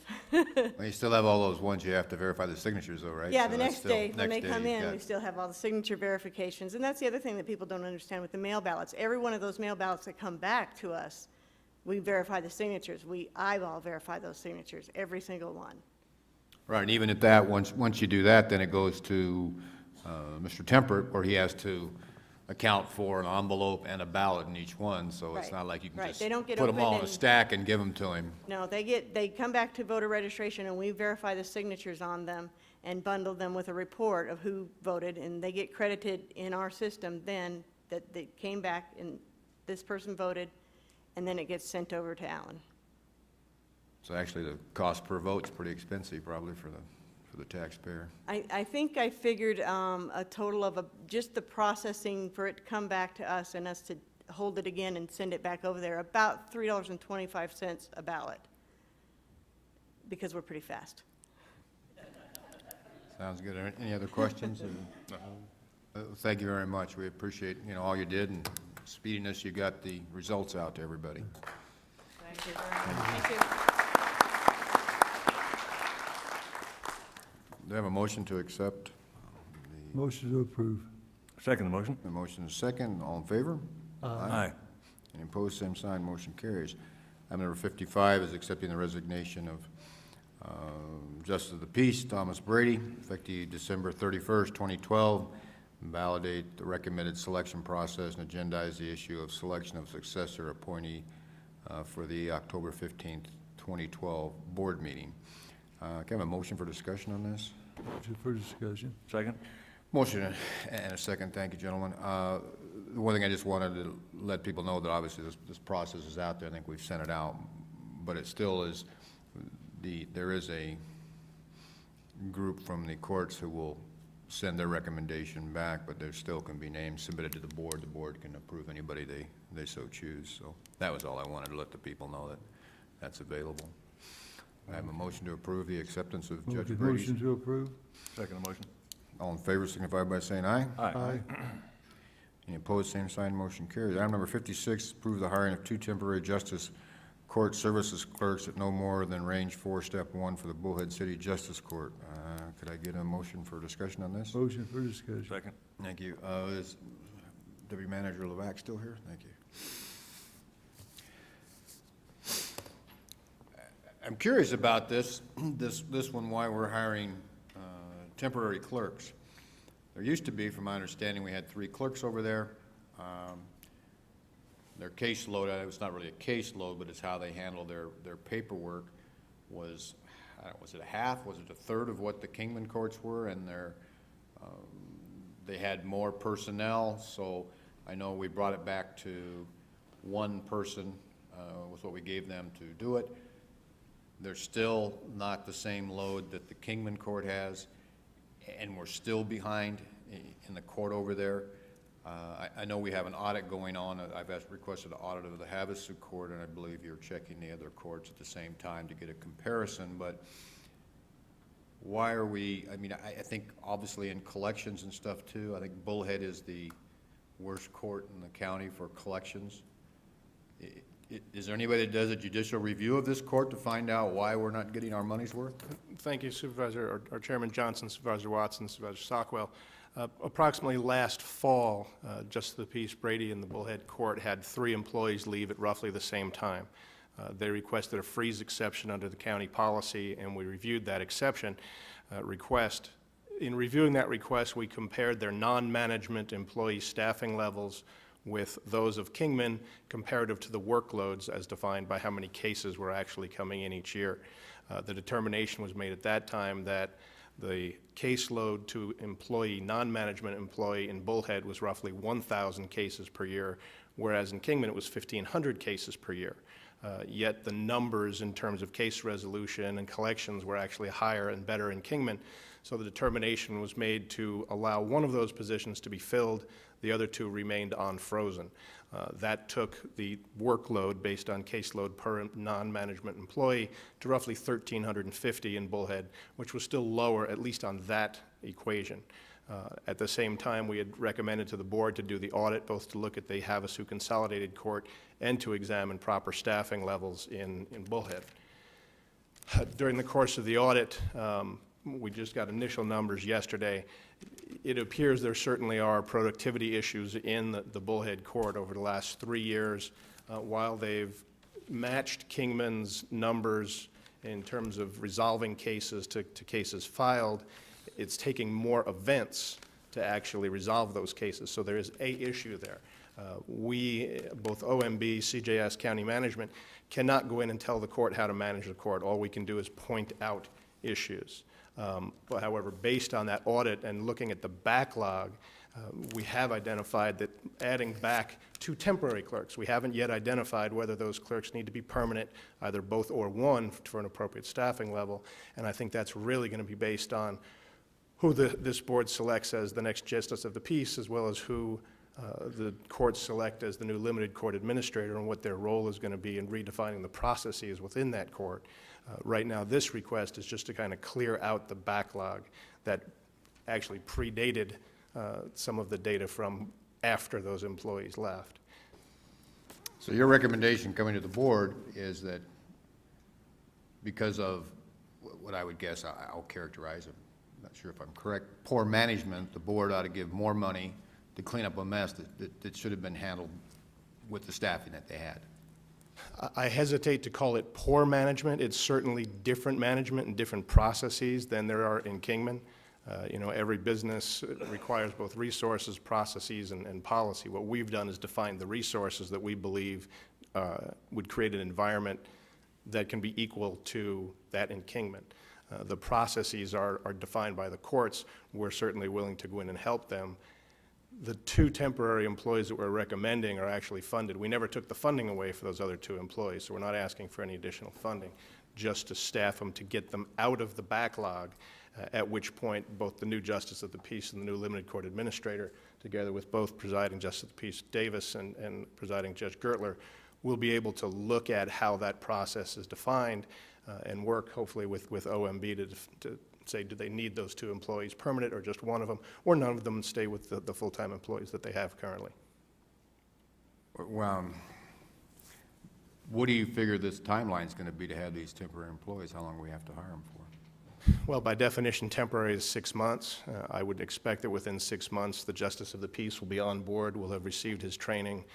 The courts will have their limited court administrator be able to look at their process and work with OMB based on the recommendations that result out of the audit and determine whether the temporary need to be returned to permanent or whether the temporary nature needs to be eliminated and the positions remain frozen. And do you have something to add to that, Judge Gertler? Thank you, Chairman. We are completing our interviews for the Limited Jurisdiction Court Administrator today. We anticipate, hopefully within the next week or two, having someone on well, I can't say on board, but, certainly someone chosen subject to, coming on board very quickly. We have been working with the county, with OMB, with the CJS. We will continue to work with them with respect to the audit process. We welcome the audit process from that standpoint. I think one of the things that the audit process will establish is that the type of filings in each of the justice courts are similar in nature, but they're different. And by that I mean the Bullhead Justice Court has a much higher volume of civil cases than, say, the Kingman Justice Court. And when you get into the civil realm, you are talking more time and more energy than you are talking in basic civil traffic. I'll give you a prime example. You cannot turn around and compare a civil filing with a criminal filing. You could have a criminal filing that is a standard possession of drug paraphernalia. That file is probably going to be only a 1/4 inch thick by the time it's resolved. I had a filing in a civil matter, an absent Adult Protective Services Act case. One filing was 1,672 pages. Okay? That's in one filing. That's just one response to one motion. You can't compare a civil file with a civil traffic or a misdemeanor crime, because the amount of time that is necessary to work on that civil case is going to be much greater than it is on a civil traffic. And I think that that's part of what will be set forth in the audit that was being completed. So the issue that the county has here is that by taking 3 employees away and then granting 1 back, and again, to some extent, there was a time frame to get the approval of that 1 person back, and then the Justice of the Peace did not fill that position immediately. The problem is that the backlog exponentially increased. And now what we were seeing, and it came to my attention as the presiding judge, because as presiding judge, it is not only over the operations of the Superior Court, but also the limited jurisdiction courts, is that we were having judgments that were issued and not back to the parties within the time frame for an appeal to be filed. And that only can lead to potential liability on the part of the county. You have a Justice of the Peace that's telling you the work is not getting out. I need staff. They're not going to be looking at the court as to the issue. They will be looking at the county as to why do we not have the staff to turn around and make sure that these judgments are out in time so that they can file a notice of appeal if they want to appeal. If they don't timely file a notice of appeal, it's jurisdictional. They lose the right of that appeal. That will then become a claim against the county. So we need to have these people on a temporary basis. It's only on the temporary basis. We anticipate the audit to be completed. I think that Mr. Levac will agree that the courts have cooperated with respect to the audit, and we look forward to the results of the audit so that we can have our limited jurisdiction court administrator, take that as, constructive criticism if there is any, and hopefully implement, new policies or procedures, if appropriate, with respect to the new Justice of the Peace. You bring up an interesting point talking about criminal and civil. I think it was Judge Kahn who told me that, he handles most of the work at the Superior Court level, as the civil really isn't a crime anyway. But with the lower courts, I believe in the Bullhead Court that most of those cases were held by a pro tem. Is that true? There are a number of cases that are handled by pro tems, but there are a number of cases that are handled by pro tems by all of the limited jurisdiction courts. In the instance of Bullhead City, there is more pro tem usage because we do not have a system that is similar to either Lake Havasu or Kingman. In Lake Havasu, you have the consolidated court. So if there is a conflict that Judge Davis has in the Justice Court, the municipal judge, Judge Cooley, can turn around and handle that matter. If Judge Cooley is out of town on vacation or at continuing judicial education training, then Judge Davis can cover without the necessity for a pro tem.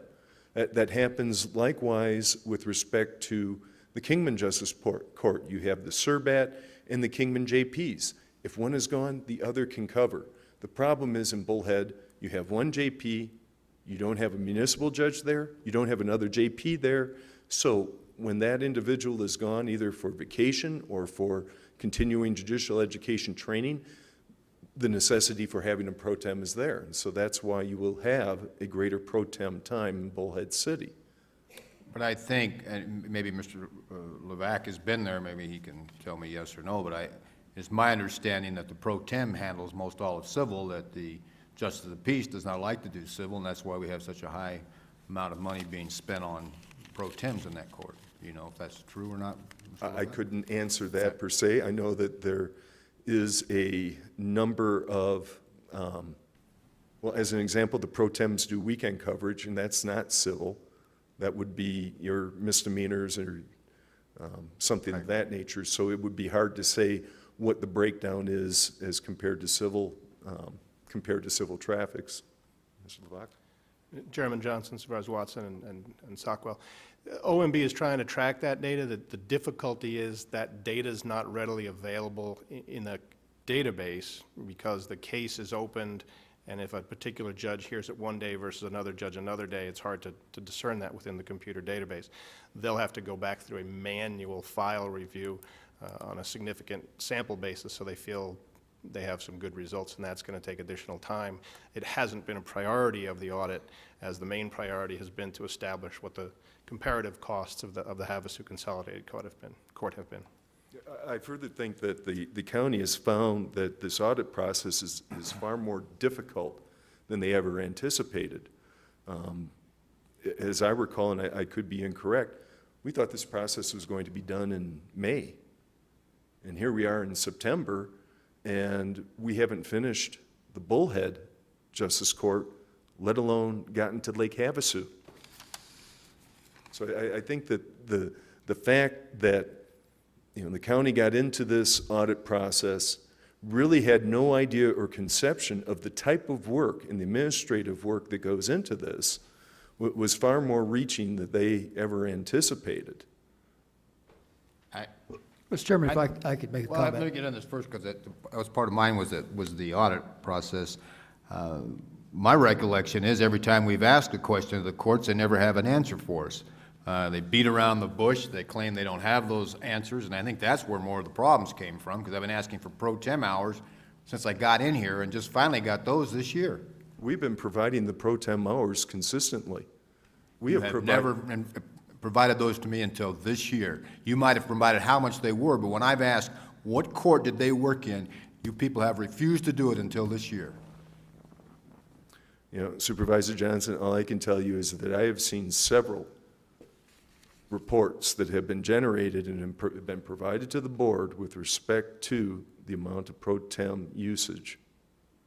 Oh, I will agree, the amount of pro tem usage, but when I have asked for what court they're in so I could find out exactly who's using the pro tems, because it came down to the same thing we were talking about earlier, that Bullhead was obviously using pro tems way more, and then that brings up the point from the board's perspective that you say, well, we have a combined court, which is a good deal. Kingman, we're lucky because we have two justices of the peace side by side where they can do theirs.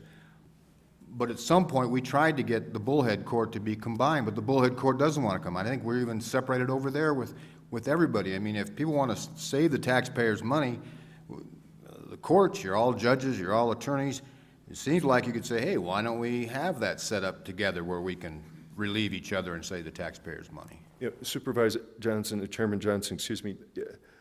I find this as to being one of those issues where there is really a disconnect between the court and the information that can be provided to the board, as well as coming back to the court. As an example, our court administrator was going through, some of the budget materials, and lo and behold, we found, a document that references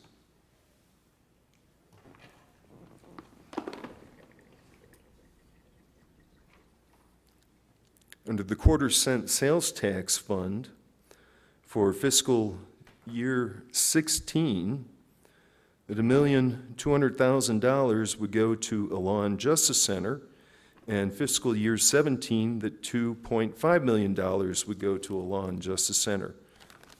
We had no information or idea that there was even any idea of putting money towards a Law and Justice Center. And I would welcome, with the new board coming in January, an opportunity to, I hate to use the word committee. I've never been a fan of bureaucracy and government and committees, but I think that we need to have a vision for planning with respect to where the county is going to go, what the county would like to do with the court system, because in Lake Havasu City, the city was very happy to turn around and have a consolidated court. We do not have a consolidated court in Kingman. We do not have a consolidated court in Bullhead City. And if it is the vision of the board that they would like to have a consolidated court in Bullhead City, I'm sure that it would not be difficult to put together county representatives to approach the city to turn around and look into that concept. I think that concept is really only going to work when you have a Law and Justice Center, because you're going to need to have a facility that is going to be able to be utilized by 2 or 3 judges. And you do not have a facility in Bullhead City that will accommodate that. The city does not have, with its municipal court, the facility to handle the JP work and the municipal court. The Bullhead building, likewise, will not handle that because, as I say, and as referenced previously in this meeting today, the other courtroom is a courtroom, but it does not have the necessary office space in order to house your clerks, the judges' chambers, the judicial assistants area. And if you were to consolidate, you would certainly need that, because there are a number of employees at the municipal court, just as there are at the justice court. So if it is the vision that the county wants to go in that direction, we are more than happy to address that. And we are more than happy to make overtures to the city. I would imagine the city may very well in the future like to have the room at the city complex in Bullhead City for its own expansion, and have the court at a consolidated court located in another area. And from the benefit of the taxpayer, not to have the additional pro tem usage, that would be a wonderful thing. But that's going to take some vision and some direction that the county would like to go down that road. And we'll be more than happy, the courts will be more than happy to address that. Well, I think how long ago did we go ahead and do a rebuilding or expansion in Bullhead? And at that time, we still didn't even, are we even combined between the Justice and the Superior Court there? We did not address the expansion for a consolidated court at the time of Bullhead City. The expansion was solely for the purposes of creating the courtroom for utilization for the Superior Court. It was not a situation where we looked at moving another court into that building. Right, but I'm just saying that at that time when we did that, we could have made something for the future, I mean, that was the time to say, hey, we have a chance here to save everybody money. How come we just don't maybe wait an extra year and now we can build a building? Because we did that. Didn't we also redo Judge Brady's at the same time, or just did the Superior Court? No, we just did the Superior Court. In fact, Chairman Johnson, I have to thank you, because at that time you were one of the proponents of building that out. Management at that time had approached us about putting in a manufactured building like the Kingman Surbat, and Supervisor Sockwell and Supervisor Johnson, Chairman Johnson, the two of you were against that. You wanted a facility that would be able to house and not require expansion because of case filings or things of that nature, at least over a minimum of 10 years. Lo and behold, we're fast approaching that 10-year time frame, and guess what? We have more than sufficient room within the division there for continued expansion, continued case filings. The issue, the problem was that, we had to fight to get the money to be able to just simply construct the improvements to create the courtroom. There certainly was no additional money that was forthcoming out of the county to turn around and create the additional improvements to have that other courtroom than a fully utilizable courtroom. The plan all along was to have that courtroom available, given the burgeoning caseloads in Bullhead City, to have other judges come in and use it, to have the courtroom available with respect to the bankruptcy court use, with respect to the judge coming in to handle the juvenile delinquency matters, with respect to handling the juvenile dependency matters and the domestic relations cases. In addition, the Justice Court there does not have a jury box. So when they have a jury trial, they have to go over and utilize that other courtroom. As I say, we're utilizing that courtroom 3.5 to 4 days a week. We just don't have the capability of putting in a full-time division of the Superior Court, nor do we have the facility to turn around and create that as a consolidated court.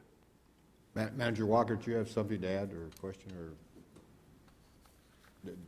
Manager Walker, you had something before. Well, Mr. Chairman, a couple of things. We seem to be way off the issue of approving or disapproving the temporary employees. And what I wanted to talk about was the manner in which an audit is done. One of the first things you have to do in doing an audit is to determine, is there an identifiable business process that the employees are following at any one point in time? Are all the employees following such things? So one of the primary things is actually to flow chart the existing process. And in many cases, and I'm not saying here, there is no such clearly understood process. It's never been documented. It's never been formalized. So one of the things, when you're saying this is a complex process, and I have no doubt that that's exactly the truth, is how's it working now? What happens within each step of that process? And then to evaluate and analyze each step of that process, is it necessary? Are there better ways to do it? So that's why, in looking at something as complicated as the operations of a court, it is going to take a lot of time. I mean, it's not a simple process. So that, and so in doing that, in order to do it thoroughly and correctly, if you're really going to engineer the business process, you've got to identify the existing one and then identify one that may work better. So that's why it takes so much time. Thank you. I have no other questions. I just wanted to get that out. So, Mr. Levac, you're recommending this, so if it goes south, then it's all on your head for the Yes, two sir. temporary employees. Willing to take that responsibility, sir. So I believe we have a motion. Oh, I have a motion to discussion. Do we have a motion to approve? Motion to approve. I'll second the motion All right. for approval. All in favor, signify by saying aye. Aye. Any opposed, same sign, motion carries. Item number 62 is adoption of Board of Supervisors Resolution 2012-141, approving the proceedings of the Industrial Development Authority of the County of Mohave regarding the issuance of a not-to-exceed $2.5 million solar energy revenue bonds. I have a motion for discussion on this. Motion for discussion. Okay, thank you. Gentlemen, this information, there was a board meeting, or a bond meeting last night with the IDA. I have no idea what occurred at that meeting. Was it last night that occurred, I believe? Last year? Chairman, I'm unaware of what they did last night.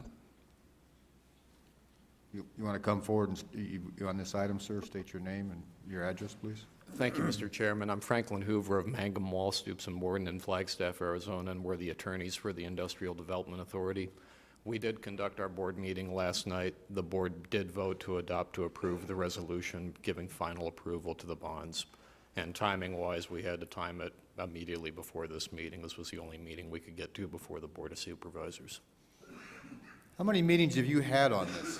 We've had 3 meetings on this issue. This is the first time that I've ever heard of 3 meetings on a bond issue that we've had come before us. I guess I would ask the board to continue this till the next meeting, because it bothers me that something was just approved last night, and obviously if there was any extra backup that should have come, we didn't receive it because we have nothing in front of us. So I would ask to make a motion to continue this to the next meeting so I have a chance to look at it, see what happened, if that's okay. Turn this to a second. Okay, we had a motion and a second. All in favor, signify by saying aye. Aye. Motion carries. Item number 64 is a public hearing, which I will open. Discussion, possible action, consideration, adoption of revised nursing fee schedule to be effective on September 6, 2012. I have no one signed up for that. Is there anyone who wishes to speak? Hearing none, I will close the public hearing. Do I have a motion? Motion to approve. Second motion. I have a motion and a second. All in favor, signify by saying aye. Aye. Any opposed, same sign. Motion carries. Item number 65 is a public hearing, which I will open now. Discussion, possible action, consider the adoption of Board of Supervisors Resolution 2012-113 and Ordinance 2012-03, increasing the court improvement probate fee to $80, effective November 1st, 2012. I have no one signed up. Is there anyone here who wishes to address that? I will close the public hearing. I do have a question on this.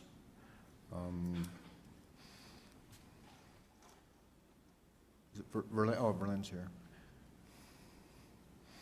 Verlin Tennell, the clerk of our Superior Court.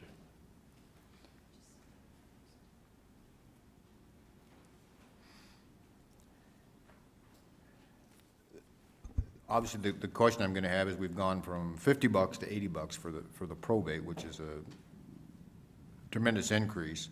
But that is still, because by state law, we are only allowed to charge what it costs us. So we are not making money off this increase in the fees. And the reason you're doing that is because you have a drop in users, and you still have things you have to, from the old ones, you take care of, and that's why we're doing this. And that's subject to review next year, so it could drop to whatever. Chairman Johnson, Supervisors, that is correct, and I believe that Mr. Gene Hepler did a review on that, and I believe that the figure that he came up to was between $82 and $83. Just, we're in the ballpark. We had originally proposed $80 or $85 and stuck with the $80 because we did not want to exceed the amount that was necessary. Been hanging around those judges too long, Berlin. You just keep losing money.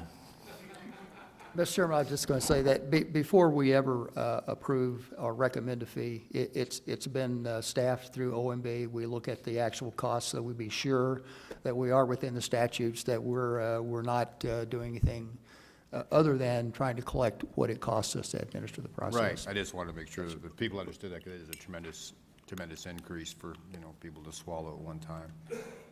Thank you, Verlin. Appreciate it.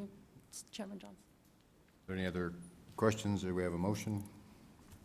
Motion to approve. Second motion for Motion and approval. second. No further discussion. All in favor, signify by saying aye. Aye. Motion carries. 66, a public hearing, which I will open. Discussion, possible action, adoption, Board of Supervisors Resolution 2012-135, amendment to the South Mohave Valley Area Plan. Commission recommended approval by unanimous vote. I have no one signed up. Motion to approve. Second motion. A motion and a second. All in favor, signify by saying aye. Aye. Any opposed, same sign. Motion carried. Item number 67 is a public hearing, which I will open. Discussion, possible action, adoption, Board of Supervisors Resolution 2012-136. It's a rezone. Commission recommended approval by unanimous vote. I have no one signed up on that item. Again, I make a motion to approve. Second motion. We have a motion and a second. All in favor, signify by saying aye. Aye. Any opposed, same sign. Motion carries. Item number 68 is a public hearing, which I'll open. Discussion, possible action, adoption, Board of Supervisors Resolution 2012-137, a rezone. I do have a Mr. Joseph Echo, I hope. And you're in favor, so I assume it must be yours, so there is no other objections. Nobody else signed up. I will close the public hearing. Do we have a motion? Motion for adoption. Second. We have a motion and a second. All in favor, signify by saying aye. Aye. Aye. Opposed, same sign. Motion carries. Item number 69 is a public hearing. I'll open. Discussion, possible action, adoption, Board of Supervisors Resolution 2012-138, amendment to the Mohave County General Area Plan. I have no one signed up for that one. Is there anybody here who wishes to speak to the board, address the board? Make a motion for the adoption of Board of Supervisors Resolution Number 2012-138. Second. A motion and a second. No further discussion. All in favor signify by saying aye. Aye. Any opposed, same sign. Motion carries. Number 70 is a public hearing, which I'll open. Discussion, possible action, readoption, Board of Supervisors Resolution 2012-139, a rezone. I have no one signed up for that. Anybody here who wishes to address the board? Seeing none, I'll close the public hearing. This is commission recommended approval by a vote of 6-0. One commissioner recused himself due to conflict. Motion to approve. Second I motion. have a motion and a second. All in favor signify by saying aye. Aye. Any opposed, same sign. Motion carries. Item number 71, sitting as the Board of Directors, Mohave County Flood Control District. Discussion, possible action, adoption, Mohave County Flood Control District Resolution Number 2012-01, approving an intergovernmental agreement between the Flood Control District and the City of Kingman, the amount of $509,893 for the purpose of flood control improvements. I do have one person signed up for this, Mr. Stephen Robinson. Motion for discussion. I have a motion for discussion. Motion for discussion.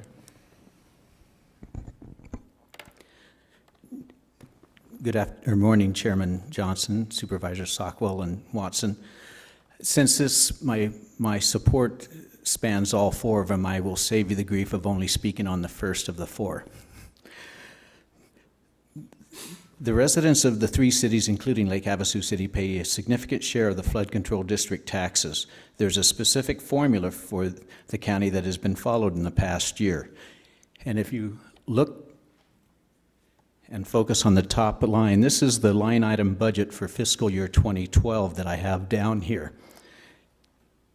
Mr. Chairman, if I think I need to make the comment. This is about whether these numbers were approved in the budget.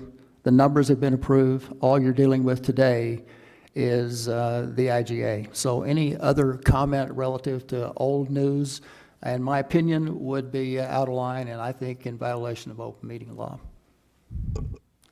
Mr. Attorney? Yes, I'd like to remind the board that under the open meeting laws, your consideration and discussion of a speaker's comment is limited to what's identified on the agenda.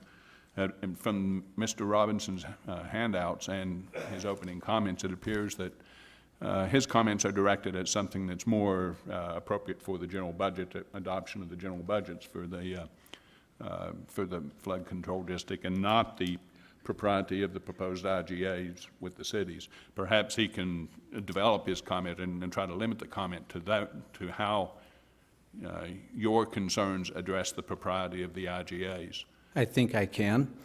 The original, this is the fiscal year 2012 budget we're talking about. And the original budgeted amount that was approved on August 1st, 2011 is what is shown on this budget form that I have here.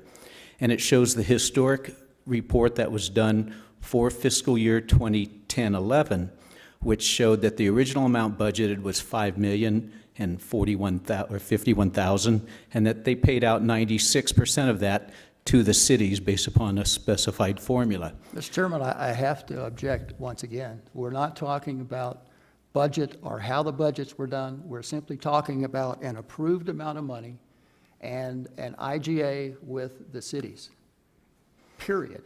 It hasn't got to do with what happened last year. These have been approved as written by the board, and either we are either approving the IGAs or not. If he opposes approving the IGAs, well, that's certainly one thing. But to go back in and start trying to nitpick what may or may not have happened in establishing these numbers is certainly not on the agenda today. It's not what we're here to do.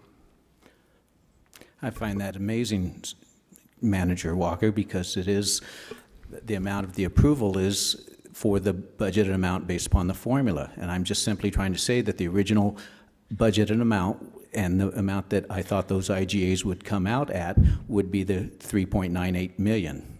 So that's all I have to say. Mr. Robinson's still not getting the message that the number is the number and that's what's in the IGAs. Either the board is going to approve the IGAs or table them and renegotiate them.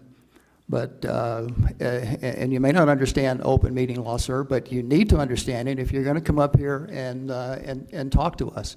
So we've allowed you to do this in the past about things, and we simply cannot continue to allow people to violate the open meeting law. It puts the jeopardy on the Board of Supervisors, and we have to comply with that law. I find that remarkable in the light of the discussion on item 56, when we started talking about county budgets or about the court systems, and it went way off the hiring of those 2 temporary personnel. So I understand your strictness on this, but it violates what the discussion on 56 violated exactly what you said now. But I think I've made my point. The original amount was almost $4 million. The IGAs are at $2.6 million, which is 65% of the original amount. Thank you. Is there anybody else who wishes to address the board? See no one. All right. Do we have a motion? I'd like to make a motion for the adoption of Mohave County Flood Control District Resolution Number 2012-01 for the City of Kingman, the amount of $509,893,000. Second motion. A motion and a second. All in favor signify by saying aye. Aye. Any Aye. opposed? Same sign. Motion carries.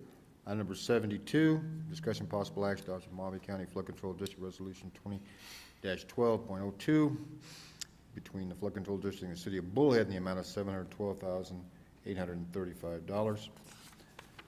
I have no one signed up for that. Do we have a motion? Mr. Chairman, I make a motion to approve. Second motion. We have a motion and a second. All in favor signify by saying aye. Aye.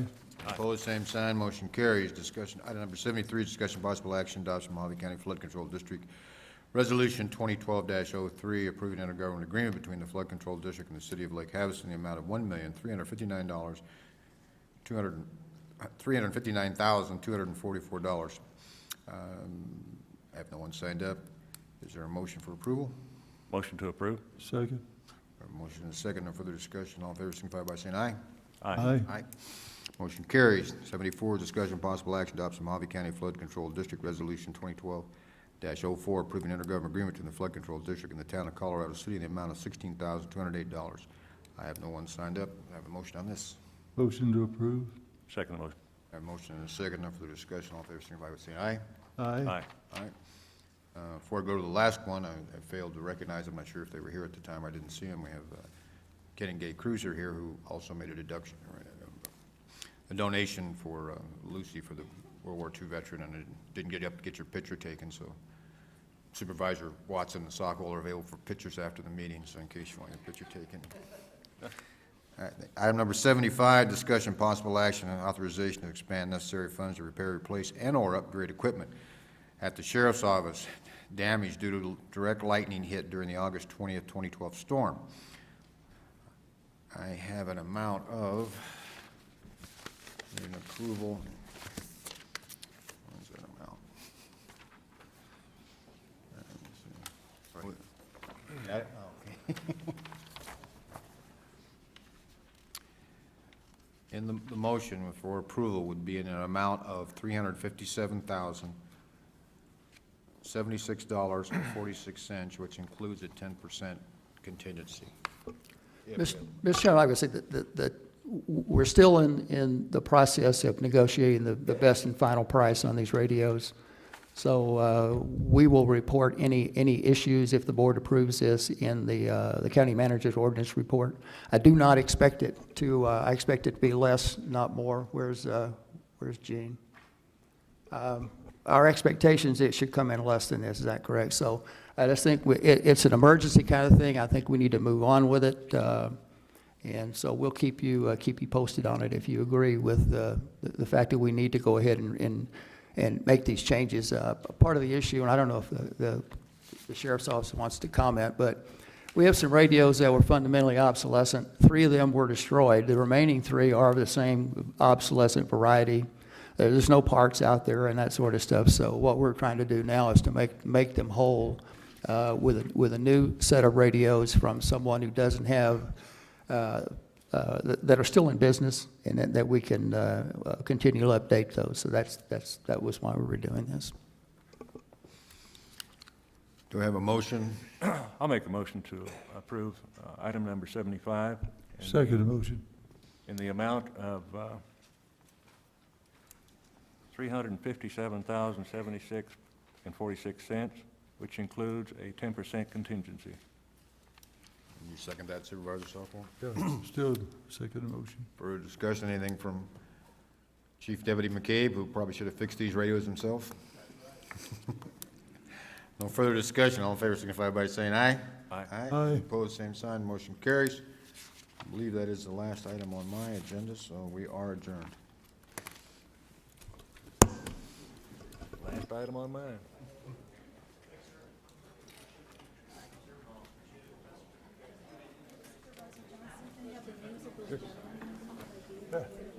Thanks again. Well, I don't know if everybody's name's there.